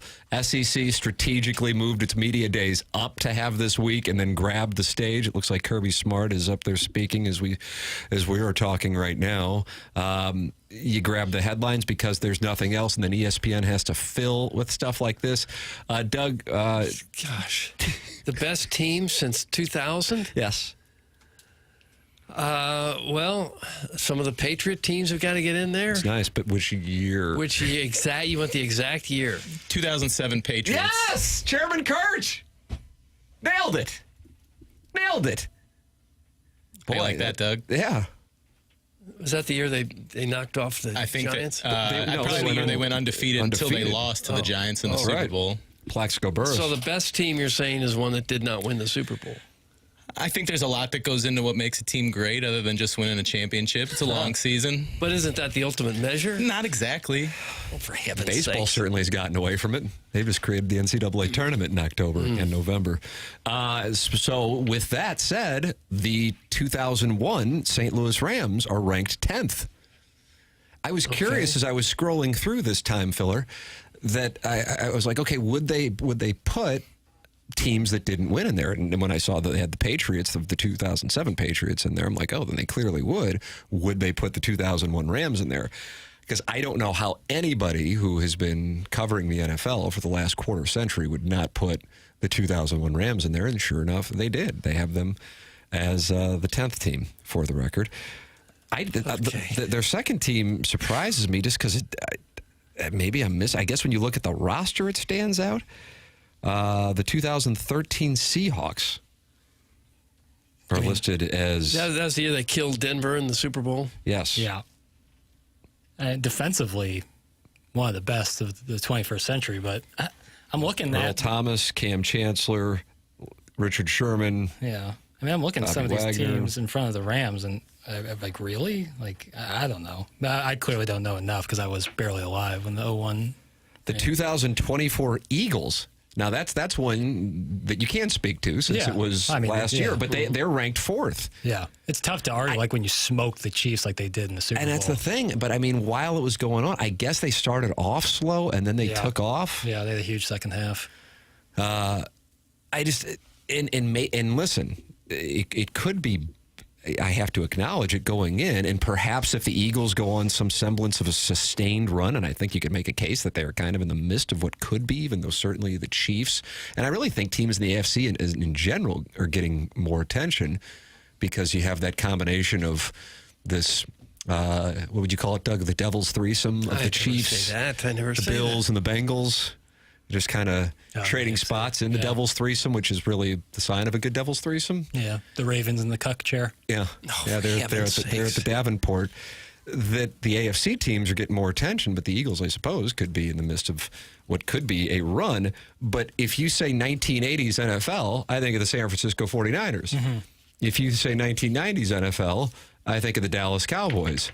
And I realize it was brief and it doesn't really have a decade because it started in 99, but it's the St. Louis Rams. 99 to 2003, they owned the NFL with the entertainment in our, little building in downtown St. Louis. That was it. And I don't sense that the Eagles have that, but maybe I'm underrating them. I'd be curious if they extended it like 2 or 3 years outside of 2000, like where the 99 Rams would rank in terms of all this. Like you'd have to think 1 or 2. Yeah, I know we talked about it at one point here. Maybe it was when Isaac Bruce was on, that most people will say the 2001 Rams were better than the 99 Rams, but I always felt like, and I know, Doug, you said this, the 99 Rams really could have / should have been undefeated. Oh, yeah. And they stopped playing about midway through the third quarter of every game because they were so far ahead. And they had broken records that would have stood the test of time, I think. They went 13-3. One was an overtime loss to the eventual AFC champion Titans in their building. One was when the Lions converted a 4th and 25, and one was when they had already clinched everything, so they just rested everybody against Andy Reid and the Philadelphia Eagles in Reid's rookie year as a head coach. So that team, I feel like, was in its own world. But from the ranking standpoint, I like that they include teams that did not necessarily win the Super Bowl. Certainly, of course, plenty are in there. And they do go back to 2000, Jackson, because the Ravens are ranked, that 2000 Ravens team and that defense. The best would have been if the Rams offense and their dreadful defense that year, and that defense was dreadful. That's when Mike Martz brought in Bud Carson in the middle of the season to coach One of the defense. Sunshine Boys. That's right. That Rams offense could have gone against that Ravens defense and their putrid offense.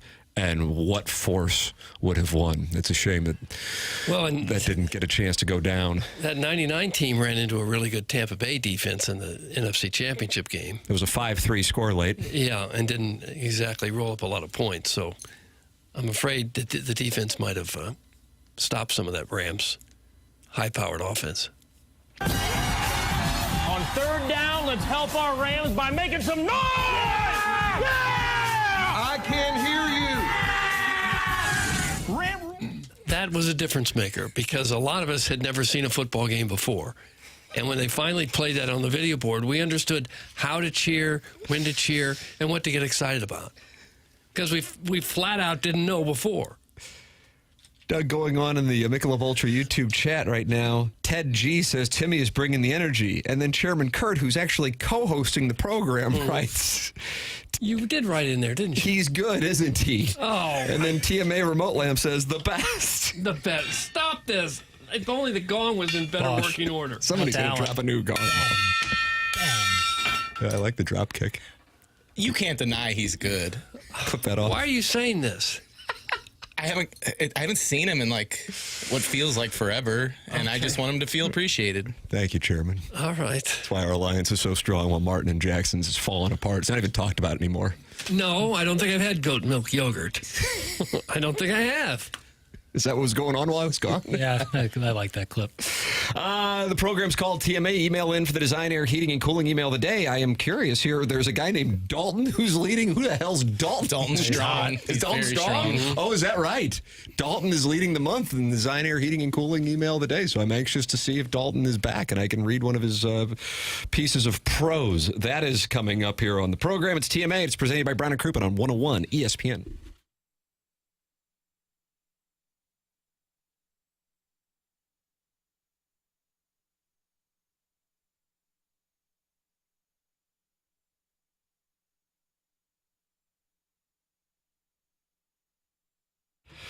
Universal Windows Direct is wanting you to know that you've got a great opportunity here. Owning a home is one of the best investments you can make, but keeping it comfortable, energy efficient, and looking great, well, that takes a little extra work. And if you've got drafty old windows, you know exactly what I mean. But this summer, Universal Windows Direct is making it easy to finally tackle that project with an offer you can't pass up. Right now, you get to choose your offer. Pick the one that works best for you. Payments as low as $99 a month or 12 months with no payments and no interest. Seriously, upgrade your home now and relax until next year. Plus, Universal Windows Direct will give you a free in-home window and energy assessment. It's Universal Windows Direct. So if you want to take care of your home the smart way this summer, do not wait. Call 314-334-2522 or go to universalwindowsdirect.com to schedule your free in-home estimate today and choose the payment plan that is right for you. Trust me, once you get those new windows in, you'll walk around saying, I love my windows.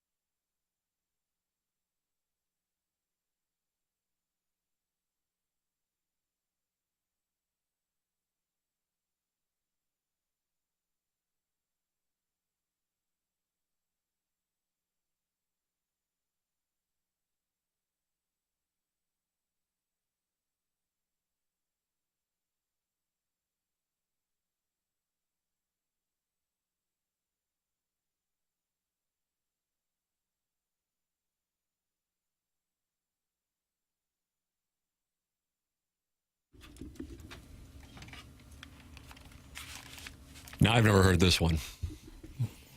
Love is Love. Boy, George again. It's called Love is Love. Kind of sounds like a Joshua title.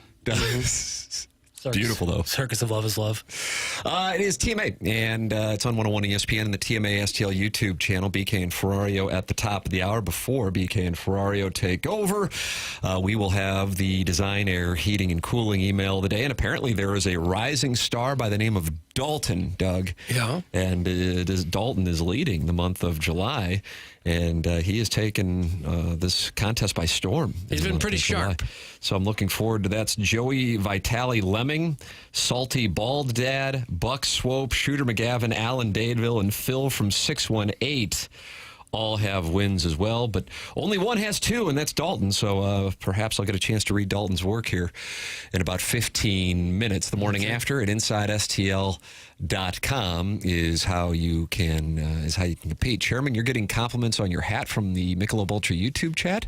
Yeah, that's the Blues hat that Steve Chapman brought in. Jackson, I guess you're wearing the one that he brought in. Yep. Yeah, I have that model. I'm a big fan. I got compliments on that when I was out of town this past week. Oh, did you? Yeah, people love that hat. I went down to that STL. For those not familiar, I realize only a couple hundred people are watching.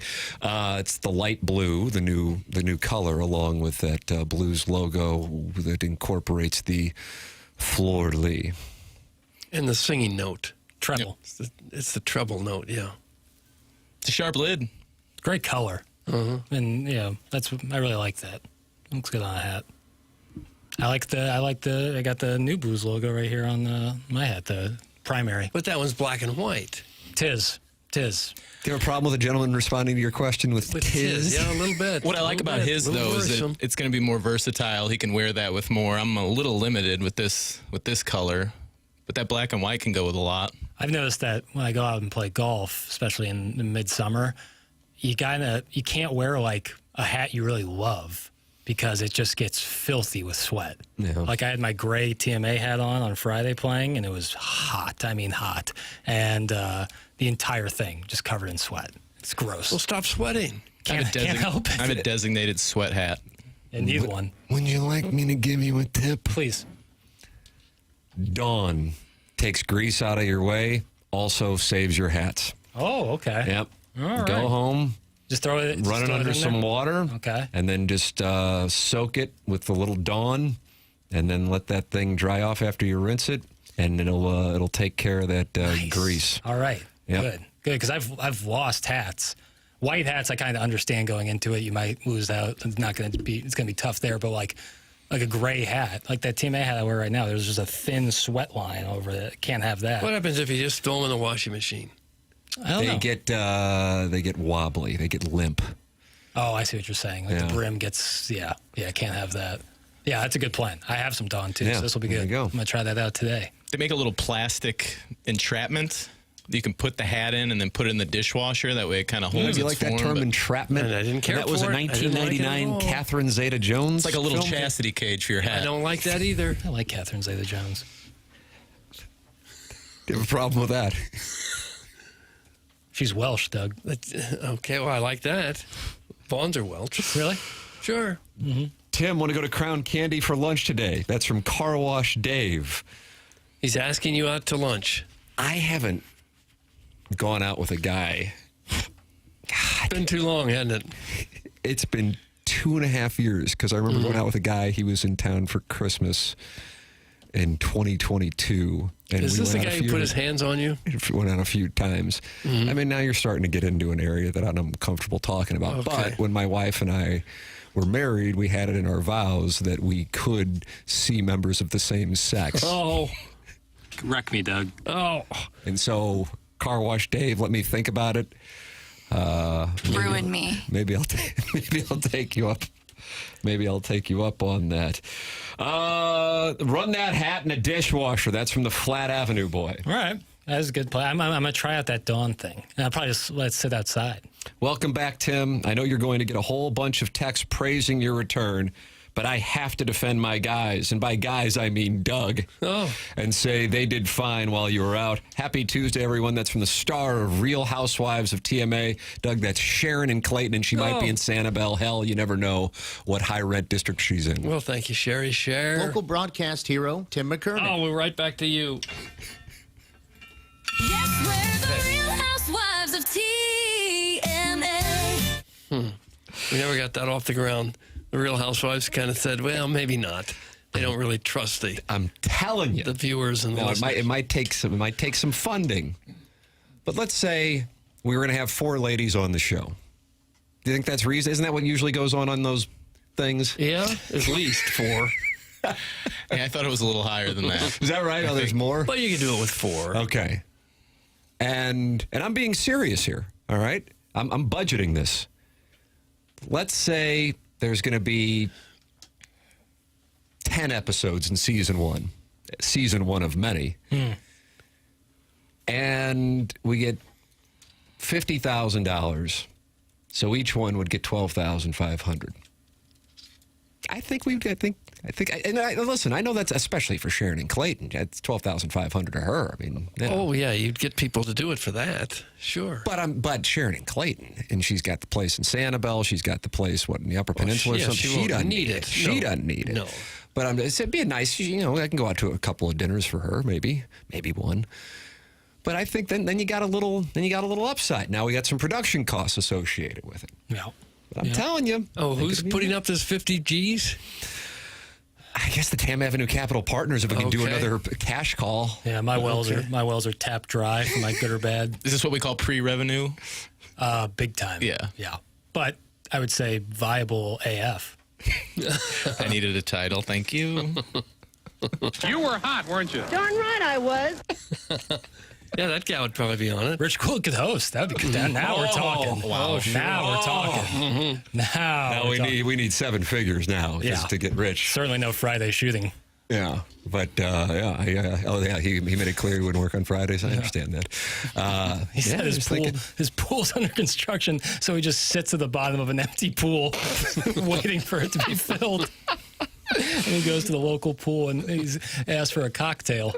They won't serve it to him. Sharon will just add that $12,500 to her Yorkshire's trust fund. She has a Yorkie that has a trust fund? I don't think so. I don't know. I didn't know about that.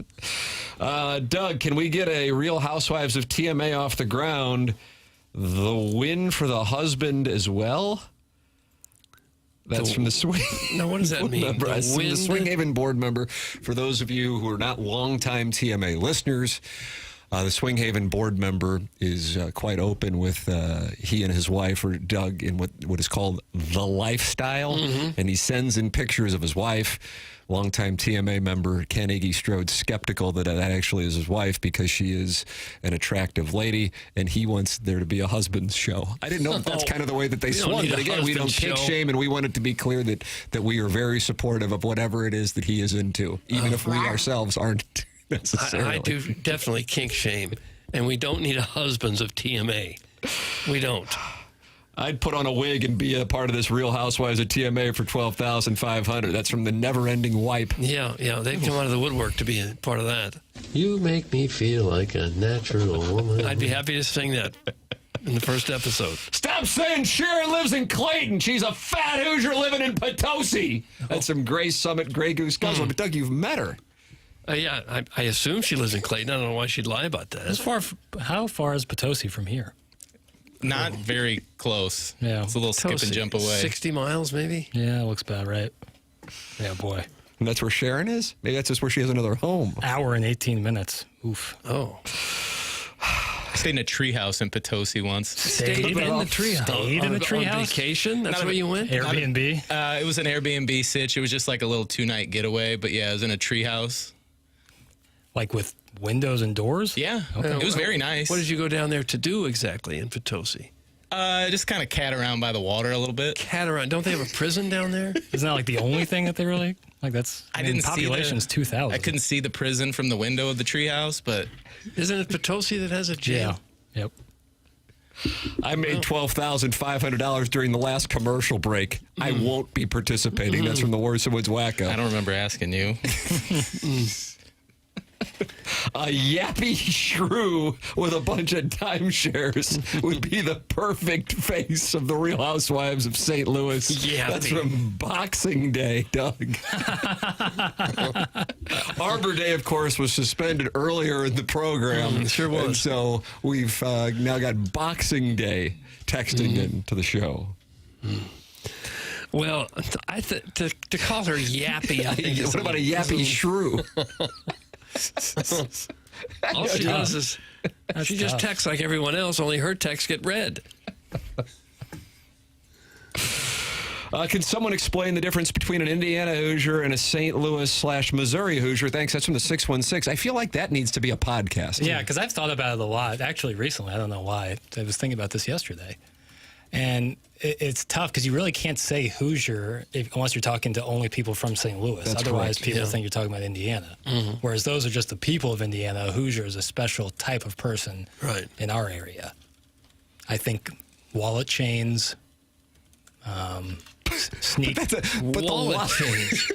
But the wallet chain was not the origin of why Hoosier became something that was derogatory in St. Louis. For sure. I'm just thinking of the ingredients, really. And wallet chains was the first thing that came to mind. Sneakers with no shoelaces, that kind of vibe. I don't know. That is a podcast-worthy topic. You could do a whole hour on that. It's a sense of pride in Indiana where it's not so nice here in St. Louis. I think some people wear it as a badge of honor. The internet says it's called Hoosier because there was a contractor named Samuel Hoosier in Indiana, and a lot of people think that the people who worked under him were called Hoosier men, and so they all became Hoosiers. Crocs with socks, Jackson. Yeah, so that's a start. If memory serves, and I'm looking this up as we're talking about it, it was a lot of transplants from Indiana who came to work in St. Louis at Chrysler and AB back in the day. I think going back in the 1930s. If it's I'm looking. So that's up. like the real origin of it. It goes back. Yeah, that's it goes back to the 1930s in union struggles. This is from KSTK.com. Explains Dr. Avis Meyer, longtime journalism professor at St. Louis University. Long ago, a friend of Dr. Meyer's who worked for years at AB told him the brewery hired non-union workers from Indiana during a labor strike at AB, so Hoosier came to mean a country bumpkin who screwed up your job. Yeah, How about that? Huh. Kind of a scab. Yeah. How about that? That makes sense. That would be easily why it would be like a derogatory thing. Bumpkin. It's like stick a word for scab, essentially, which would be a derogatory thing. DJ Patty Cake says, wallet chains, cars with no bumper, missing teeth, a dog chained to the tree out front, and then Splashback Deuce says year-round Christmas lights. That's what's going on in the Michelob Ultra. That's a rough look. Year-round Christmas lights. Usually on your trailer. So eventually, anyone who looked, quote, rustic or, quote, country eventually got referred to as Hoosiers. Rustic. Whether or not they came from Indiana or had anything to do with the Chrysler plant or AB. Doug, we're simultaneously learning and teaching. We are, yeah. Really what he is a punk redneck Hoosier. Oh, and it's very valuable information. Because not a day goes by you don't call somebody a Hoosier, right? Right. Or someone's acting in a Hoosier manner. Like if we talked about how light my mustache is, I think if I were to dye it, that'd be pretty Hoosier. Oh, you do? You know what I'm saying? So you'd have the blonde hair on the side and then a dark... I'd try to get it to match. That's like the inverse of Hollywood Hogan. He had the dark beard and the blonde Fu Manchu. NWO. Oh, Sup, guys? That's from Hoosier Daddy. Oh, he had dark hair with a blonde beard? Yep. Hollywood Hogan. I'll pull it up. You're going to love this. Yeah, it was very intimidating. You got to go the opposite way. Speaking of which, did you and Larry Nickel ever settle your differences? He said he doesn't want to be on during the replay. I don't even know what that means. Really? We're done with Larry Nickel? No, He's not coming back I on? just said we're getting to you on the other side. Oh, my God, that looks ridiculous. That's Jackson observing Hollywood Hogan, Doug. That's when he was with the New World Order, World Order, circa 1999. Gosh, I missed it. All right, we got the Design, Air, Heating, and Cooling email of the day coming up. That is next on TMA, presented by Brown and Crouppen, 101 ESPN.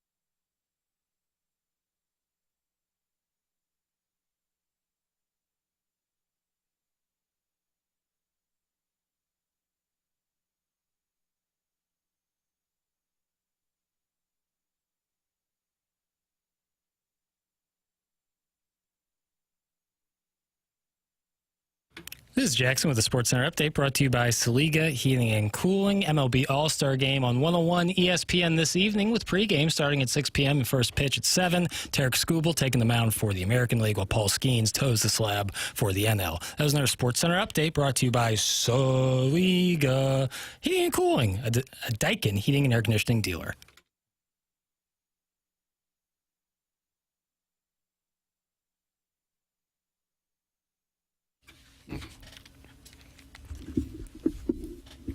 This is our final Culture Club song for the day. Yeah. It looks like they're not happy in the Michelob Ultra YouTube chat with Jackson. Jake Reynolds says, "Free Larry. Now that Dotem was freed by Ryan Kelly, we must right another wrong and free Larry." That's from Jake Reynolds, Jackson. Are these people packing their ears with cotton? I no. told you, I read the texts. Let's read them again. Sure, happy to. Set the record straight here. My God. Larry texted me, "Do you want me to call in after Brian Crouppen?" I said, "Absolutely!" Exclamation point. To which he, after one segment went by, "I guess Tim forgot about me again, question mark. Please let Tim know that till further notice, I'll quit calling in if he keeps forgetting about me," like he's holding us hostage on this. I texted him back, "We plan on going to you after the break." To which he hung up the phone and then texted me, "I don't like being on when people listen on the replay," and I don't know what that means. I don't like being on. That's the situation. We love Larry. So why are you keeping him off the air? Again, yeah. It's like you've just blocked him, essentially. Get the crap out of your ears and listen to me, baby. Yeah, sometimes you got to be demonstrative. What's going on here? Maybe it's because it's just too hot and people should start calling Design Air to make their air conditioners work better. Nice. That's a possibility. When it comes to cooling and heating, you got to trust the name that's been around longer than all of us here. That, of course, is Design Air Heating and Cooling, proudly serving the area. I don't know, since 1904. How's that sound? More than a century of keeping homes comfortable and customers happy. They're not just another HVAC company. They're also the longest-running sponsor on TMA, and we certainly appreciate that a lot. Seth Goldcamp runs the show there. He leads a team that truly values integrity at Design Air. They believe in honest work, and you'll never be sold something you don't need. Whether you're dealing with the St. Louis heat or the winter cold, they've got your back with dependable service and no-pressure solutions. So visit DesignAirService.com. Schedule your service today. Design Air, comfort you can count on since 1904, and maybe, more importantly, home of the handsome repairman. Ask for Larry, the Silver Fox. Why is Jackson shadow banning Larry? He is a great American. Shame on the commie pale. That's from Dale and Grubville, and it's starting to get bad now. Now it's starting to get really bad. So me not allowing, which isn't true, allowing Larry, again, not true, makes me a communist? You got to show your work here, because I'm not following the logic. Do you believe in communism? No. Doug, that was a very direct. Socialism? Fine question. I don't have to answer any of these questions. Now all of a sudden, just like where did he play golf? Suspicious. Mentality is online at mentalityhealth.com/radio. If you are dealing with low energy, low motivation, fatigue, you're tired all the time, weight gain or muscle loss, especially belly fat, feeling anxious, moody or irritable, lack of focus or mental clarity, those are symptoms of low testosterone. Mentality is a local healthcare facility that specializes in helping men feel and perform at their very best, with board-certified physicians providing a full physical consultation and blood panel analysis, all during your first visit. Mentality focuses on free testosterone levels, which many doctors overlook, ensuring your treatment is tailored to your body. It's Mentality. I got tested. They're super quick, easy, friendly staff. mentalityhealth.com/radio is where you need to go. mentalityhealth.com/radio. That's where you can find out more information, and perhaps you will find a discount. mentalityhealth.com/radio. It's time for the Design Air Heating and Cooling Email of the Day. Morning, boys. Glad you're back, Tim.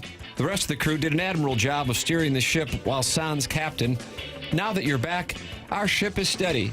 The sea of troubled sports is now smooth as glass when you are back on board. Lord. It's really taking a lot of the gusto out of the gong when you have to. It's broken. When you have to. Oh my God. I mean, it's hard to watch. Sorry, it takes about 15 seconds to tee it up. Shout out to my fellow laborers in the engine room in the Michelob Ultra YouTube chat. Keep slinging that coal, the engineers, boys. You are the ones that keep us going. Love TMA Walrus #1.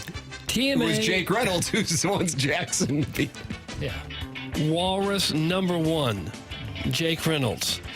Welcome home, Tim. It's not to say that the dais was running out of topics while you were away, but critical discussions included spiteful angel hair pasta, professional athlete brothers, pretentious filmography. Jackson said, "Oh yeah, big time." Unassailable water tables and the magic of universal remote controls for the olds. I had told my boys that we were not celebrating the 4th of July while Tim was out of town. It just wouldn't be right. So we will finally shoot off some fireworks tonight, probably in Martin's subdivision. My boys are 6 and 32. Hey, listen, we don't judge. So it's a big year for those numbskulls. That's from Shooter McGavin, the vice president of inflatable retractable roofs. Shooter McGavin. Papers being a Russian spy doesn't seem too far-fetched to me anymore. Think about it. He has a great alibi by claiming he's not a big fan of hockey. What Russian hates hockey? It's a perfect cover-up. He's been pushing goodorbad.com, and I'm sure it's just a Russian website to take all of our information. I mean, why wouldn't the Russians want to see what this audience is up to? You know what? On second thought, they'd take one glance into the fan page and be convinced the page is what Americans use as a torture method and click off. Well, you get away this time, Vladdy Burkett, but I'm watching you. That's from the coital hype man, Little Beer Cats. Little Beer Cats. Well, we might as well call Tim Lil Sildenafil. Is that the ingredient in Viagra? Yeah. Nice. But usually spelled S-I-D, is it not? Yeah, that was user error. Okay. That's why it threw me off. Because I've been rock hard for 4 hours this morning. As per the 4-hour warning, I'm down here at the Barnes ER, and it's chock full of middle-aged, hefty gentlemen, all with groins at attention. They have us all wedged in here like a game of Tetris. It's going to be a long morning. Welcome back, Tim. That's from Tucci's Tushy. Tucci's Tushy. And finally, you take a week and a half off and the entire operation crumbles. Martin spent the whole time teasing an interview with him, who was teasing another interview after the break. It was just 4 hours of that a day. I didn't even think the interviews were real, just layers of vapor, like Russian nesting dolls filled with disappointment. Meanwhile, Jackson decided this was the perfect time to explain to Doug at length why the genius of the Transformers franchise has been misunderstood by history. I would never defend Michael Bay like that. I thought Doug was going to fake a phone call from the Democratic National Convention fundraising campaign just to get out of the conversation. Don't ever do that again, Tim. That comes from Dalton. Dalton. And that's what we have for the Design Air Heating and Cooling email today. What you got? Today, I'm going to vote for Shooter McGavin. Shooter McGavin. Yeah, when you can go 26 years in between having kids, you get my vote. Nice. Yeah, Big McGavin. Shooter McGavin has won the Design Air Heating and Cooling email today. Congratulations to Shooter McGavin. And with that win, he now is tied with Dalton for the lead in the month of July. Don't forget, go to TMASTL.com to sign up to be the TMA Listener of the Month. And great news, you can keep your anonymity. Time for us to shut it down. BK and Ferrario are coming up next. For Jackson Burkett, for Chairman Kurt, for Martin Kilcoyne, for my brother Kevin, for Douglas Elvin Vaughn, I'm Tim McKernan. This has been TMA, presented by Brown and Crouppen on 101 ESPN and the TMA STL YouTube channel.